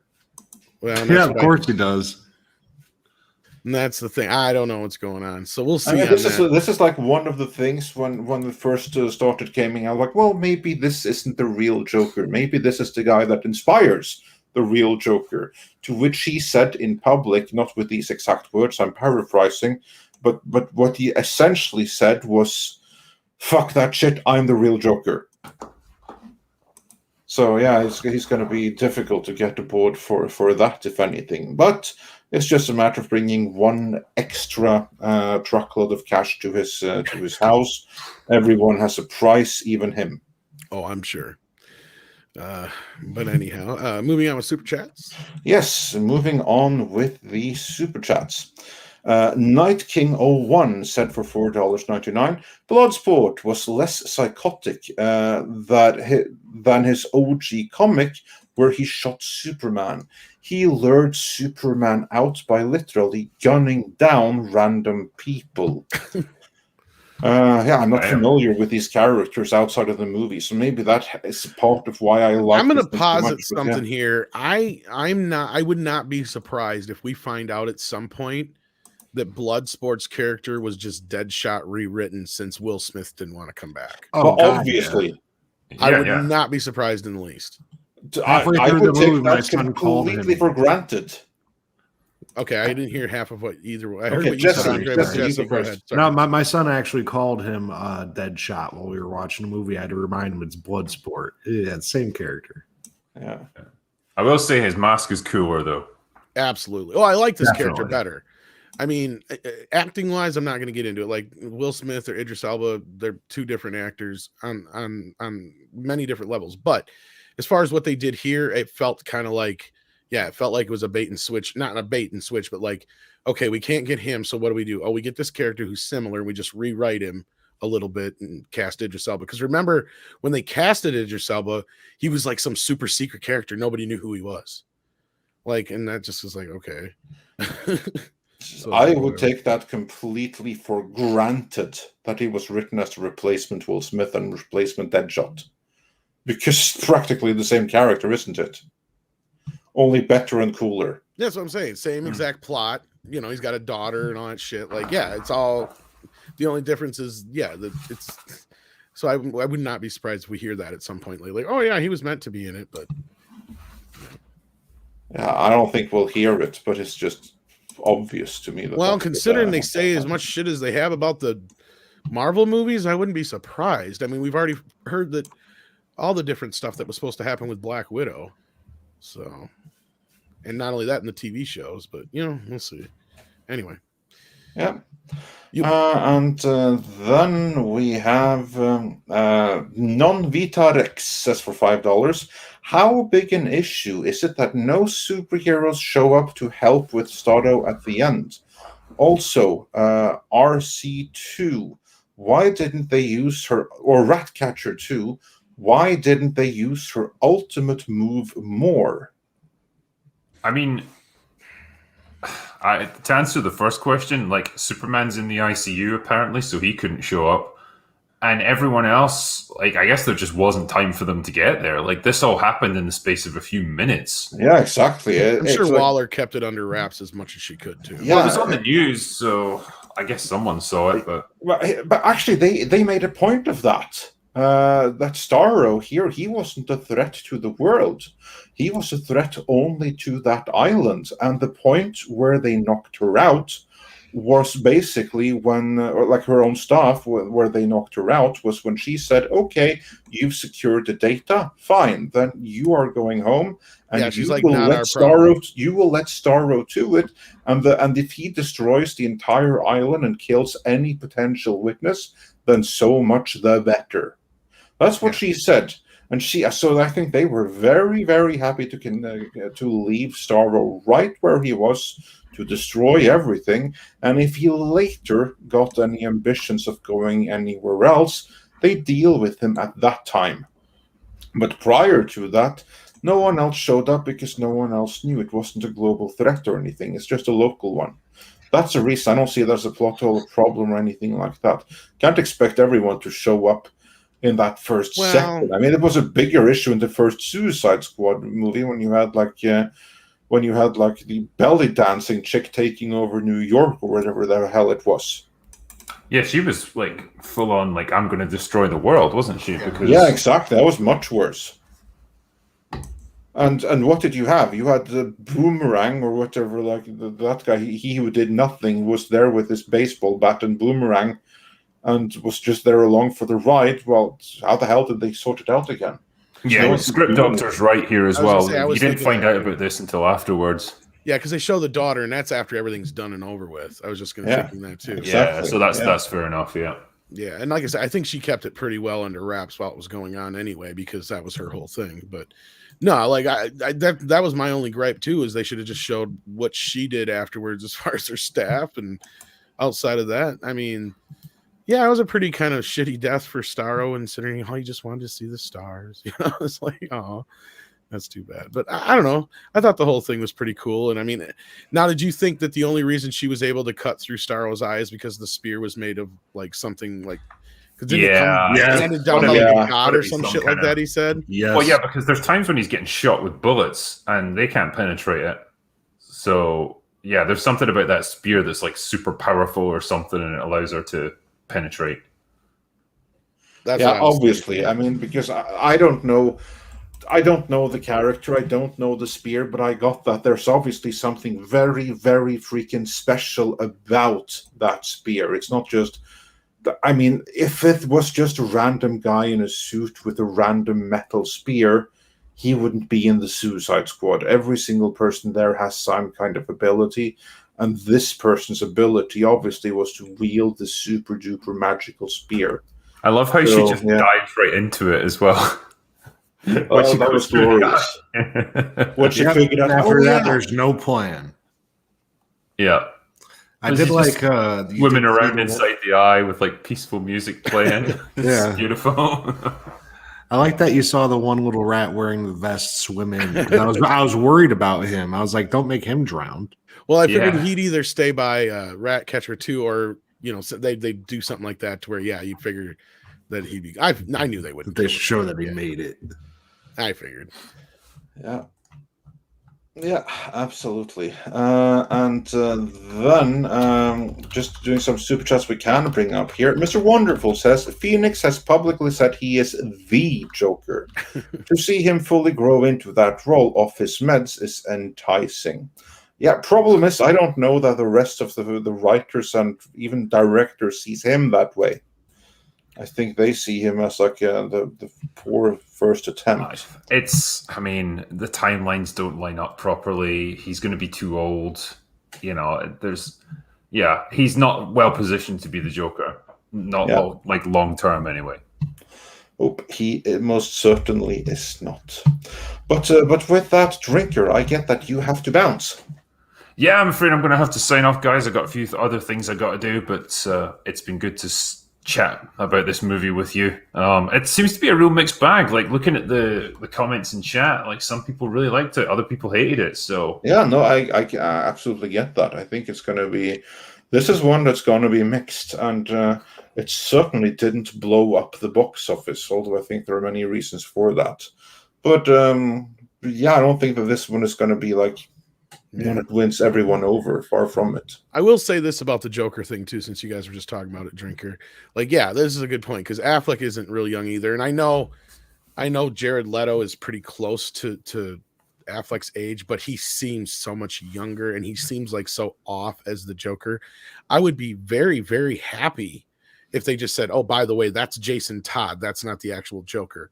This is the actual Joker." I'd be ecstatic if they did that. Exactly, because that's what I was hoping from the start, is that at some point they would. My actual wish was that we would find out there would be another Joker and it'd be like Willem Dafoe or something like that. But then when he got cast in Aquaman, that was squashed.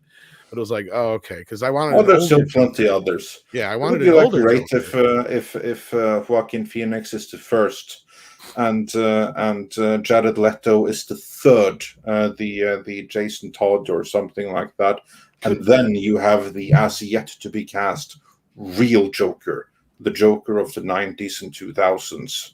I could be okay with that. I don't know about Drinker and Jesse, but yeah. Why they gotta be so many Jokers? There's I know. one Joker. He's a crazy guy. Quit stealing the bit. Well, you can blame the comics because they're introduced the concept of the three Jokers. I think you get that a lot with comics that run for a long time, though. Like, different characters end up taking up the mantle of a superhero when one gets killed or retires or whatever. And yeah, it just becomes weird after a while, I think. Yeah, but nowadays in the movies, it feels more like here's 3 chances to try to get it right. Yeah. Yeah, let's strike out on all of them. The DC on film is just a complete clusterfuck. Like, It's a mess of different time periods, different universes, different actors. I don't know what they're going to do to sort it out. Well, I know what they should do, but I wouldn't be against this either. With the Vegster Good Day says, get Jim Carrey to do the older Joker. Hell yeah. He was basically playing the Joker as the Riddler anyway, so. Yeah. I'd be okay with that. But Drinker, I want to say thank you for joining us. It's always a pleasure to have you on. And the link to your channel, as if someone in our chat didn't know how to find you, but it's in the description. So yeah, thanks for joining us, and we have to have you on the morning show before too long here. Yeah, I'll try to get back on sometime. But yeah, thanks for having me on today. It's been good fun. Yeah, absolutely. All right. Take care, my friends. All right, I'm going to go now. And with that, we have a couple of more super chats. Mr. Berger says, I love Midnight's Edge. James Gunn is a pedo apologist, lest we forget. He made a semi-entertaining comic book movie, so all is forgiven, I guess. I don't know if I'd call him that. Well, he is a little odd. He is a little bit odd. And then there was the whole thing with that girlfriend that he say, liked to stuff into things and he hit her or something. I don't know about there's that. There's a big thing going around about it. I don't know how true that is either, because a lot of the other stuff they were taking pictures from was from like some German fucking music video or some shit too. So again, I have not seen any proof. There hasn't been any accusations outside of him making some very off-colored jokes. I that's all I can say. Unless somebody comes out and says otherwise, I don't see any reason. I will say that the recently the worst thing that he has done is he has made some very anti-fan sentiments, and he has come out a that little kind bit of shit too pisses much me off. Yeah, in defense of the cancellation of Gina Carano and stuff like that. So again, just like with John Cena, I do wish that our stars and our filmmakers stuff would just kindly shut the hell up and just be entertainers and keep all your other opinions. That's going to make it more difficult to value things that you make to yourself. But here's like the thing, though, that if one were to assess everything that everyone does personally, especially now in the age of Twitter, where stars and producers and directors regrettably won't shut the hell up, you can't see freaking anything. Because let's face it, everyone is a weirdo and a nutcase or a commie or something. Hollywood is just all piranhas. Almost every single one working in the creative fields, either they genuinely are that way, or as Joe Rogan points out, it's not possible that so many really feel that way. They're just faking it to be with the club. But the end result is the same. They express attitudes and stuff like that to the vast majority of ordinary thinking people make them really unlikable. And at some point, I think you just Yeah. have to try to separate the art from the artist. And so I know with myself, I can't do it. Like with, for instance, Patrick Stewart. He has killed Star Trek: The Next Generation for me. I can't watch it. I'm going to ditch it from my shelf because he's just polluted it for me, him and Picard.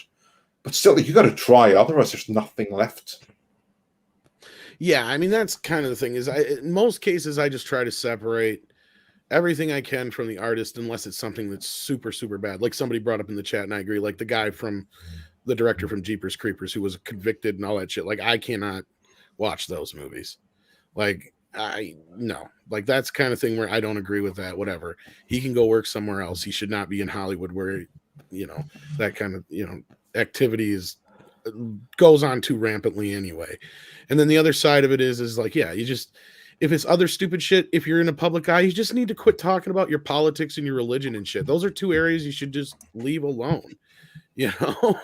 Like I missed the days before social media when we could just admire the art without knowing what kind of nutcases the artist really was. Oh, I know, because a lot of them were crazy. Like Alfred Hitchcock, that boy wasn't right. Oh yeah, no, he certainly wasn't. Well, I think you ever hear the thing with him masturbating in the coffin? Yeah, I don't know if that's surprised true or not, but yeah, like I heard about it. I wouldn't think be that's surprised true. if it is true. I wouldn't be surprised. He wasn't a ladies' man, let's say that, and he apparently did like to take his frustrations out on his female cast members. Yeah. So yeah, but anyway, point is, do we forgive James Gunn for his trespasses? No, I certainly haven't forgiven him for anything. But here's like the thing: I choose to try not to think about it, because otherwise, in the end, you won't be able to see anything. Like you can't see Star Wars because Mark Hamill is nuts. He's deranged. You can't see Star Trek because half the people, or more than half of everyone on screen, judging by their social media comments, are all deranged. Forget about Marvel; they're all deranged. Yeah, for the most part. And you know what, James Gunn, it's like, yeah, I'll watch the movie, but I wouldn't leave my kid with him. Well, that's totally fair. Like, I can't blame anybody for that, but at the same time, I'm not going to sit there and call somebody that word without any kind of at least accusations, and there hasn't been one. So yeah, there have been no accusations, but he did invite them by walking right into it. To be fair, he did it before cancel culture, but still, it was honestly, bad and untasteful. I'm not so pissed about that shit. It's like I can forgive somebody for some stupid bad jokes. I'm more pissed about his recent comments. Is the fact that he faced cancel culture head on, and the motherfuckers out there talking shit about it. It's like, dude, you're the last person who should be saying shit at all. Exactly. You should just be sitting there fucking twiddling your thumbs. To me, that is worse, almost. Just that double standard. To me, that's where the hypocritical level goes way off the charts. That's my problem there. Yeah. You want to put yourself in a stupid position by making stupid jokes and comments. That's your own thing.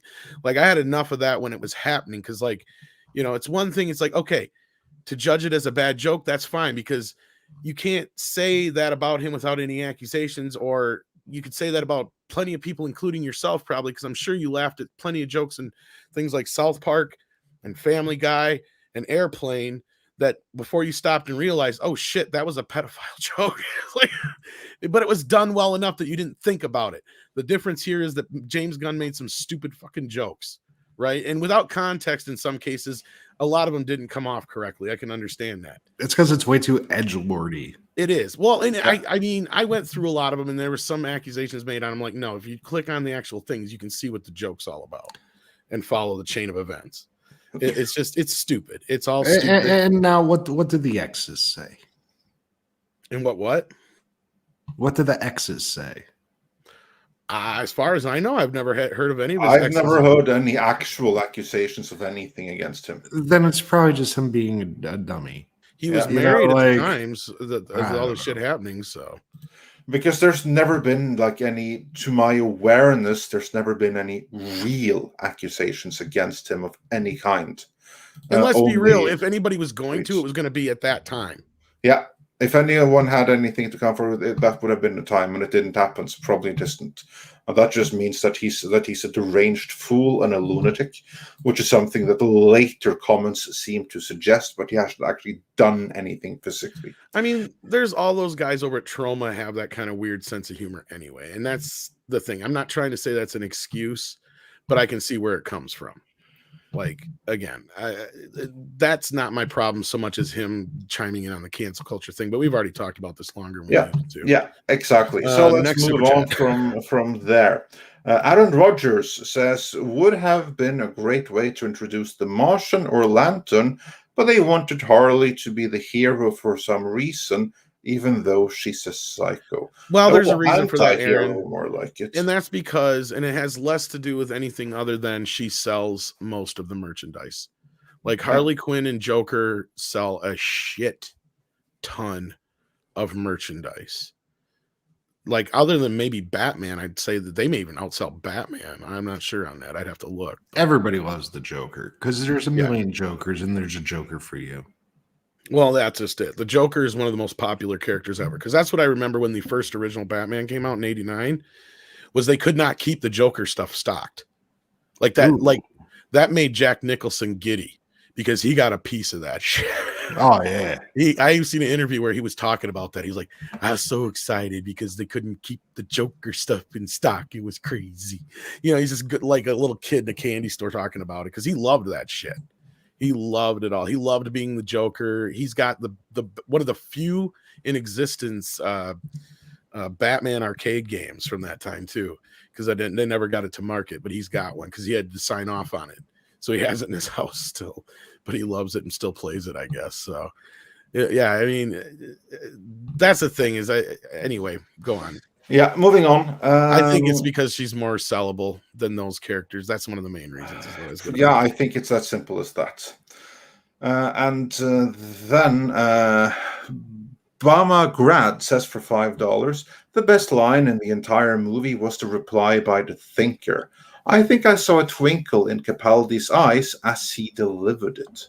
Yeah, he was great in this. I mean, underutilized other than that. But what do you think, Jesse? I thought he was all right. No, I thought he was very good in this. He actually, of all things, he reminded me of that guy, what was it, McDonald from Kids in the Hall. Oh, yeah. I know what you're talking about. Yeah. And then Salad Cream Boy says for £5, so DC can have Stallone after Guardians 2, but they contract actors saying they can't do a Marvel movie. If they're in a DC movie, is that right? Well, here's like the thing: both have contracts like that, but it's only for leads. I was going to say lead roles, so you can, and it's only for a certain time frame. And this is like a standard thing. Like for instance, the same thing in business and banking. Like for instance, if I were to quit my job or anyone else in banking, can't go and work for a competitor or direct competitor for so and so many years if that's in the contract. So this actually happens. However, that only happens for the big leads. I was going to say, not for those that just are secondary characters. And maybe even for some of the directors. Wasn't even a secondary character in Guardians of the Galaxy Part 2. Hasn't there been a few others already that have been in both? I'm trying to think, but yeah, well, there's obviously Ryan Reynolds and stuff, and a few minor ones, but but at the time he wasn't going to come back to DC anytime soon anyway, and that was with Fox, and the contract was with Fox and not with Marvel. 5 years out or whatever, anyhow. Yeah, exactly. So it's not like a rock solid thing, like it's not like a forever thing, and it didn't apply to Stallone in any event. Mr. Wonderful says Phoenix. Oh, we got this one already. While you're looking for the next one, commenting is dangerous is now a member. Thank you so much for that. We appreciate it. Oh, awesome. Welcome. Yes. And then the historian sent us $4.99, but the message was deleted. So thanks for the support in either event. Mr. Wonderful says 1 billion Phoenix Jokers say different. Yeah, well, unfortunately, that 1 billion doesn't overrule executives at the studio or the director. And Wintrell says for $5, watched it twice. Not bad. you can tell segments pulled from the movie. Don't be surprised of an extended cut. You can read the tea leaves on this one. And Gladiator also sent us $1.99 with another message deleted. Did he delete it or did you do that? I don't know. Hard to say. And then Non-Vita Rex said, sure, Waller was fine leaving Starro alone, but what was stopping Shazam or Wonder Woman from flying there to help? Well, yeah, as we covered, this all took place within a span of minutes. Well, not just that. I wanted to bring that up earlier. That over. is a valid criticism, right? And that is it? That is the problem. Well, let me finish real quick. That is the problem that you bring in when you have a situation where you have one of these huge universes that's starting to collapse in on itself, where you have so many damn characters, where it is a logical question to go, yeah, where is Superman or Shazam or the Flash, somebody who could get there fast enough? That is a logical question, and unless you generally you just that's not how comic books work. I was just gonna say, though, that's how they've found a way out of it in the comic books, is you just kind of ignore it in certain aspects. Why doesn't Superman just show up in every movie? That's he gets there in 5 seconds. So you think he can't kill the Joker? You just kind of gotta go, he's busy doing something else in your mind.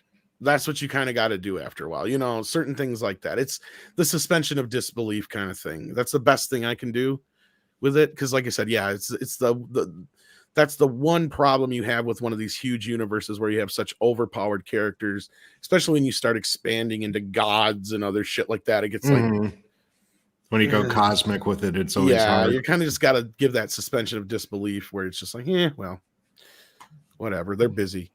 That's the best you can do. I get it. I understand that kind of argument. That's why I just got to give them. I got to validate say, that. Though, is that this all went down within the span of minutes. Agreed, and it's a local threat, not a worldwide threat. And I do not think that either Wonder Woman or Shazam have the kind of senses where they can detect that, oh, there's a kaiju doing local problem at this place at the other side of the world right now. Yeah, and then they can be there within 2 minutes after that. They could have established they have that kind of thing. So to me, it's really that simple. It's not a global threat, and outside of Cape Verde or wherever it was, where what was the place of this? The name of this place? Corto Maltese. Corto Maltese. Apart from that, no one outside of Corto Maltese knows as it happens, and none of the heroes have the kind of extra sensory perception necessary that they can detect it even. So, yeah, I don't think that's a big deal at all. No, but I don't think it's above the realm to be arguing that, like, considering Starro is technically an alien entity, like maybe a Green Lantern wouldn't have got. Yeah, but no one knows about it. Even I get it. I get it. They have to know it first. Again, they don't know he's there. See, like Aaron Rodgers just brought up as I brought it up. Yeah, the entire Lantern Corps was busy. LOL. Well, it is a big universe after all, and Starro is just one alien. Yeah, you just gotta literally. There's one Green Lantern watching how many galaxies and stuff. You gotta kind of just let it go after a while. Like, I get it. It's a valid argument, but it's a superhero thing to where it's just one of those things. It's like the unwritten rules. I'm sure if Starro had continued and he had taken over that island and he'd gone on to the next continent and taken that too, eventually Shazam and Wonder Woman would have gotten involved. And if they couldn't handle it and he had taken over the entire planet, I'm sure the Green Lanterns at some point would have noticed when they stopped by for their routine checks. but in the 10 minutes where this all went down, I don't think there was time. No, I agree. And you also, like I said, I think Waller kept it pretty well under wraps for the most part till it got out there, because, she was just like kind of in control of the whole situation. So anyway, moving on. Yes, moving on. And then let's see what we have here. Nelson Toretta says for $5, LeBron James was once told to shut up and dribble. Entertainers can still express their opinions. They just also don't get freedom from consequences. And yeah, this goes back to what we said before, but what are we to do? Like, I'm not a fan, and I do not defend James Gunn, the person. I absolutely do not. And I will not defend anything that he has said. On the contrary, I find him and most of Hollywood to be deplorable. Yeah. But at the same time, then we can shut down the channel and just... Yeah, I was thinking that myself. Everybody in Hollywood's a commie, so if you don't want us to talk about movies at all, it's just like moving on. Yeah.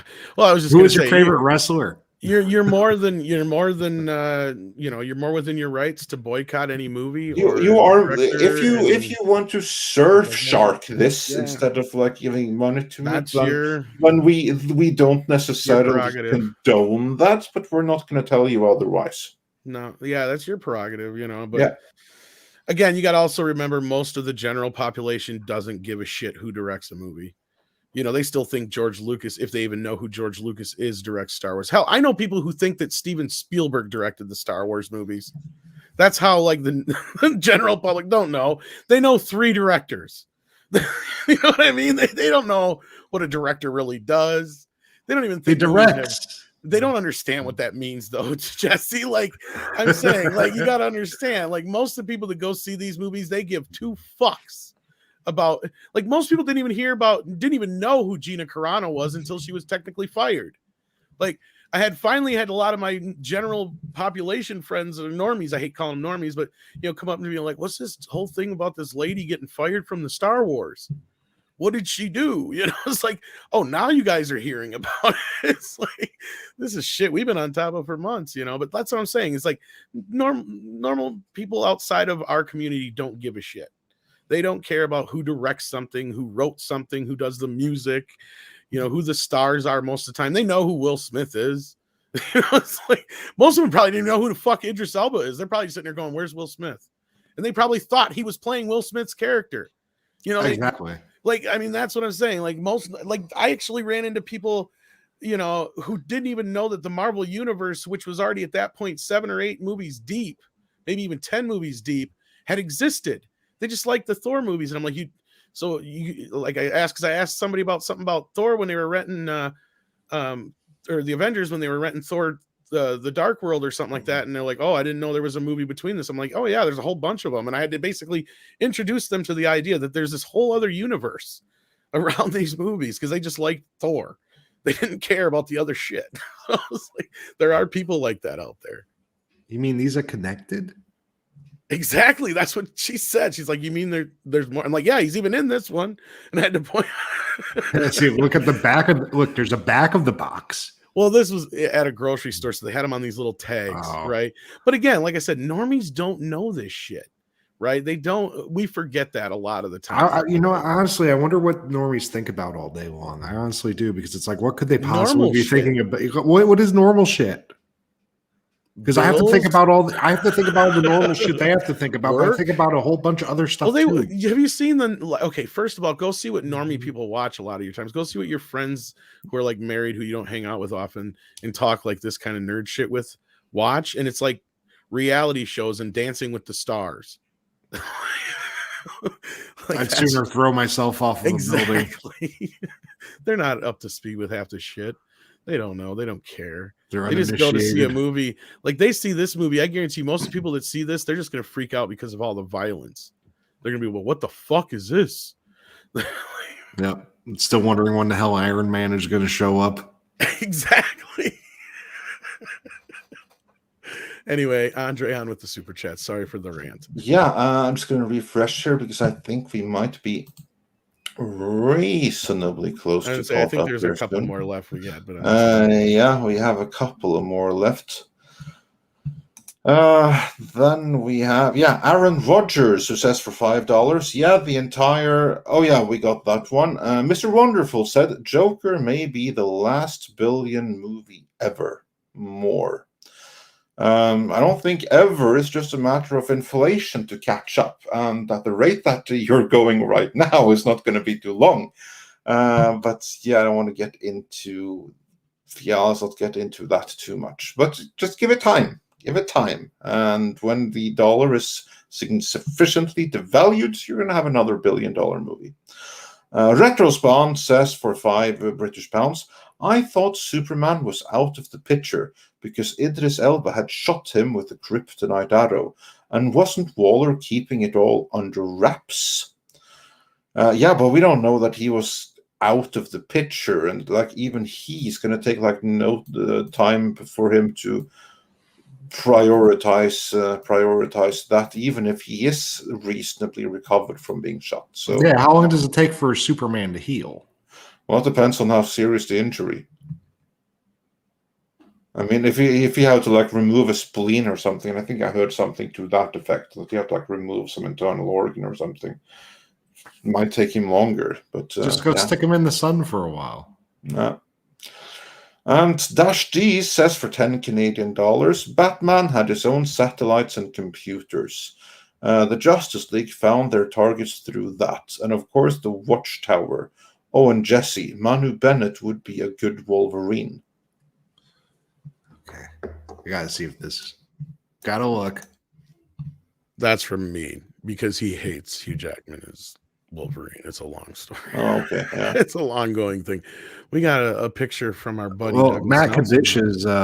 Kadish's Kadish. Matt yeah, Kadish. I can't say his fucking name. I'm sorry. It's hard for me.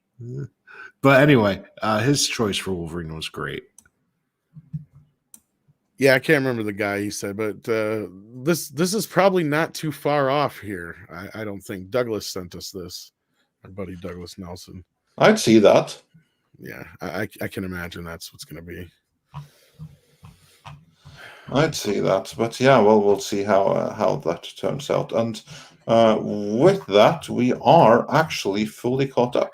Well, I know there was one other thing I wanted to cover about this before we move on for the day.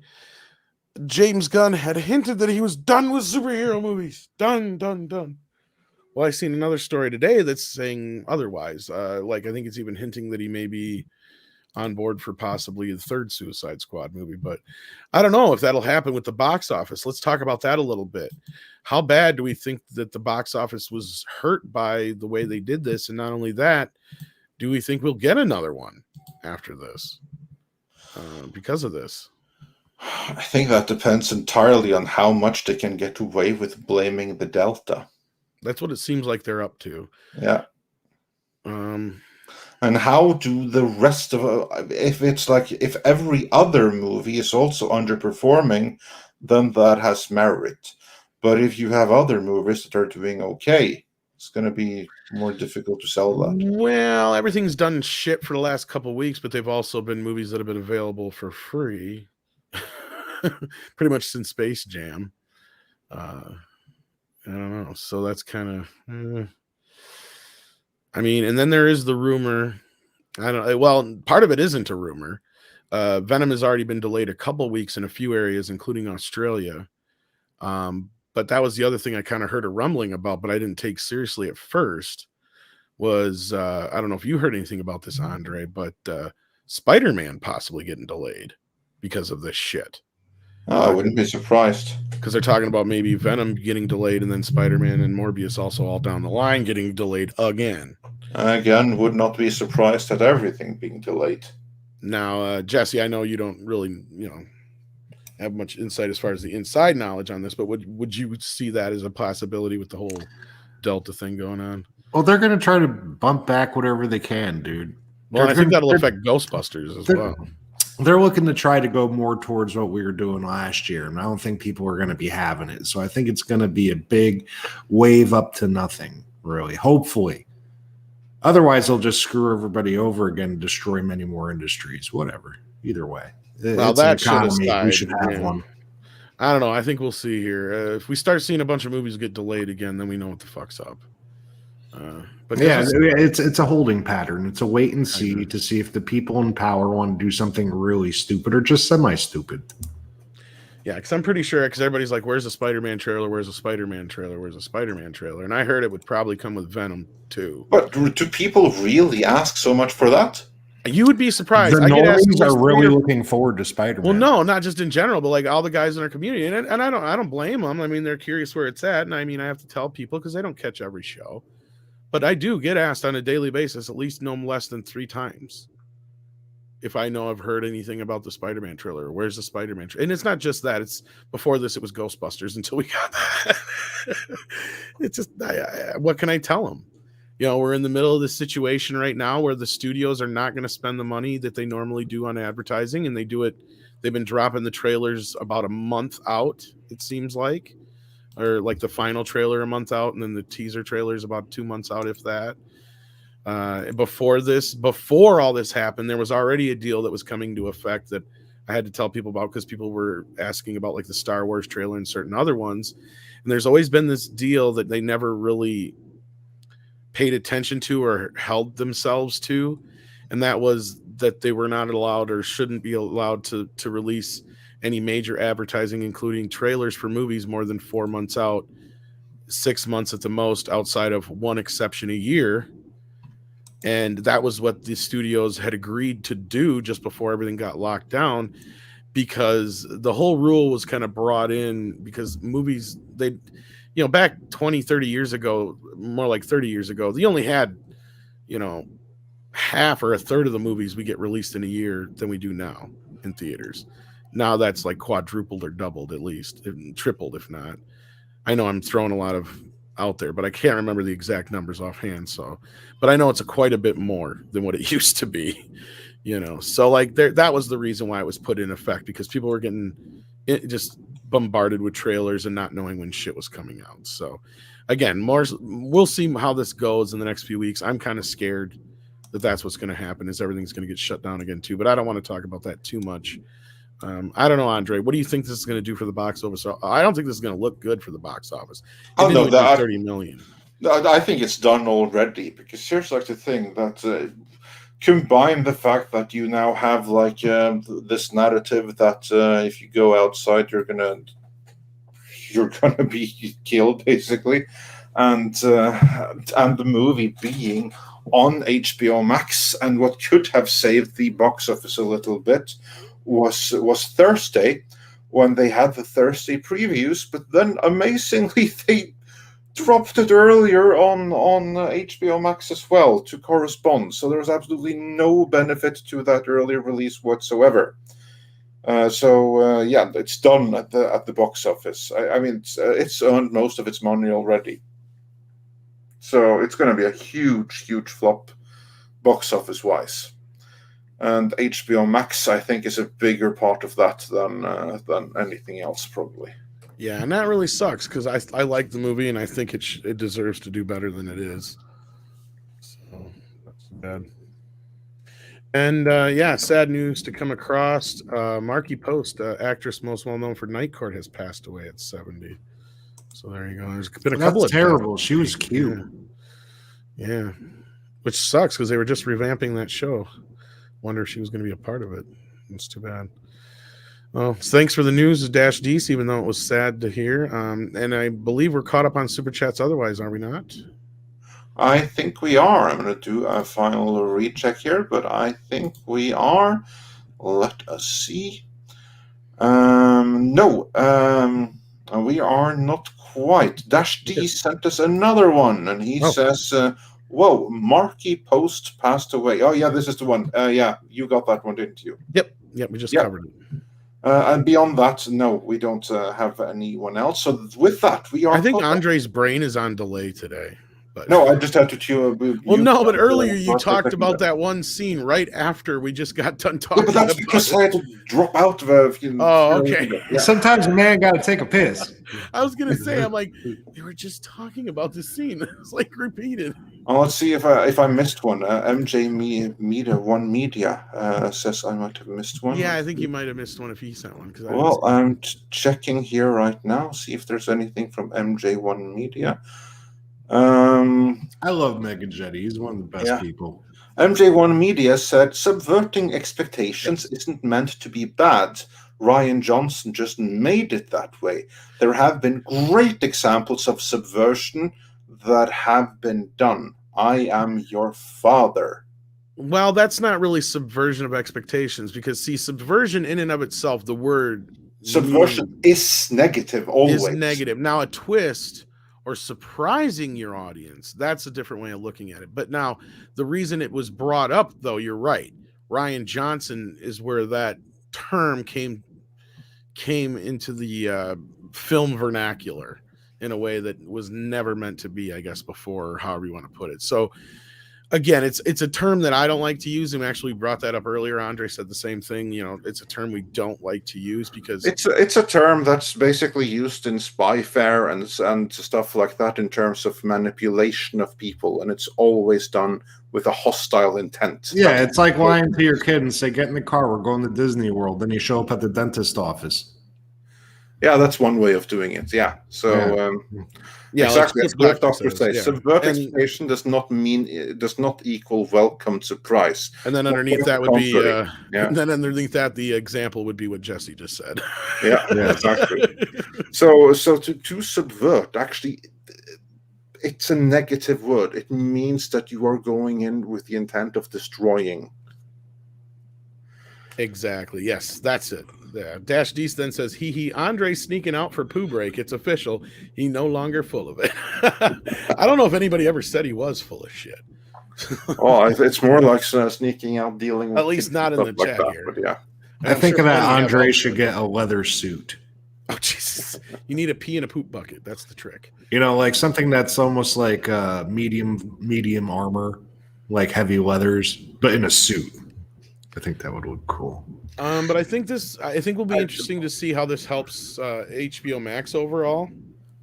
It's probably going to do great for them, I would imagine. They've been doing pretty good. And then that's what I was curious about, is if the low box office is a sign of that. Is it more so people stayed at home and watched it? It seems like a lot of people have seen it. Oh, yeah. Right? I think it's a huge hit for HBO Max. It's just theatrically. But again, they basically wrote off all theatrical revenue the moment that they went all in on HBO Max. And also, I think there's one super chat I'm unsure if we got before. Spider Unlimited said for $9.99. My favorite part, the rescue of Rick Flag and finding out it was a mistake, had me cracking. Yeah, that was one of the best. No, I think we missed that one. So good catch on that. So yeah, it was right next to the other one. So I think we missed those two there. And then Mr. Tickle Trunk sent us a couple super stickers. He sent us a pooper sticker. And then he sent us a director's chair. So thank you so much for that, Mr. Tickle Trunk. You are a wrench. You shouldn't be doing that, but thank you for that. And then Mr. Wonderful. This is a movie that Jesse's actually seen. And he's not totally wrong here. Mr. Wonderful says, with a $2 Australian super chat, Pig was actual subversion. Great movie. That's the thing. I think you're right there, because they advertised that movie as like a John Wick movie, but it wasn't. But luckily, though, as I've heard from most people, including you, Jesse, it wasn't that bad. It was pretty good. No, it was kind of set up as a a revenge film, but it totally wasn't. It was just at the end of it, I don't know how this guy keeps going. Yeah, because I heard it was more about loss. I haven't seen it yet, but yeah. So like the whole setup is not nearly what it is like in the movie, but that isn't to say not go see it, or see it if you can get a chance to see it, kind of thing. So. But that is kind of a good point there. I think that was a bit of a subversion, because they were baiting and switching you with the trailer. That's for sure. Yeah, they did. But they're just lucky the movie's probably good. Mr. Tickle Trink then also says, I do what I want. Okay, Cartman. And then they use that damn... did you watch the trailer for not Strange New Worlds, Lower Decks? No. Oh God, she actually says that line like Cartman in there. That's what reminded me of that. I'm like, ugh. I do what I want. It's like, Cartman said that 10, 15 years ago. It's cringe as shit. Anyway, I'm not looking forward to that, so please don't make me watch it. And with that, I think we're going to wrap things up. I think we did a pretty good job today getting through this movie. I enjoyed it. Hopefully it did well for HBO Max, because otherwise I don't think it's got much of a chance. I think that we all kind of agree on that. Yeah, pretty much. Yeah. HBO Max combined with like other stuff killed it in theaters. So let's hope it performed well for them. And I want to thank Critical Drinker for hanging out with us today. It's always a pleasure to get to talk to him. He's a busy man, so we never get a lot of opportunities to do so. But when we do, it's a blast. And yeah, people are asking for the Discord link already. I don't know how to use this damn thing, but it's super easy, dude. Discord is just rooms, okay? Which one is which here? Okay, the first one is okay. The second one's okay.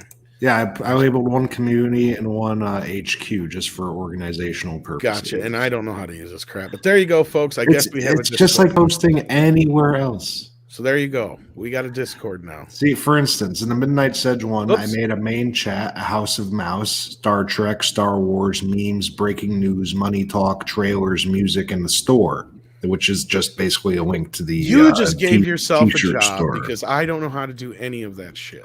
It's super easy. Well, that's good for you. You hit the little plus sign and you type in the name of a room, then you hit save. That's good for you because I don't know how to work it. So anyhow, thank you everybody for joining us today. We had a great crowd here for this. I'm very impressed. That's why I can't believe the movie is not a hit in some way, shape, or form. Because we had this many people show up to listen to us gab about it for 2 hours. So thank you so much, kids. We appreciate it. Is there anything else you want to say, Andre, before we go?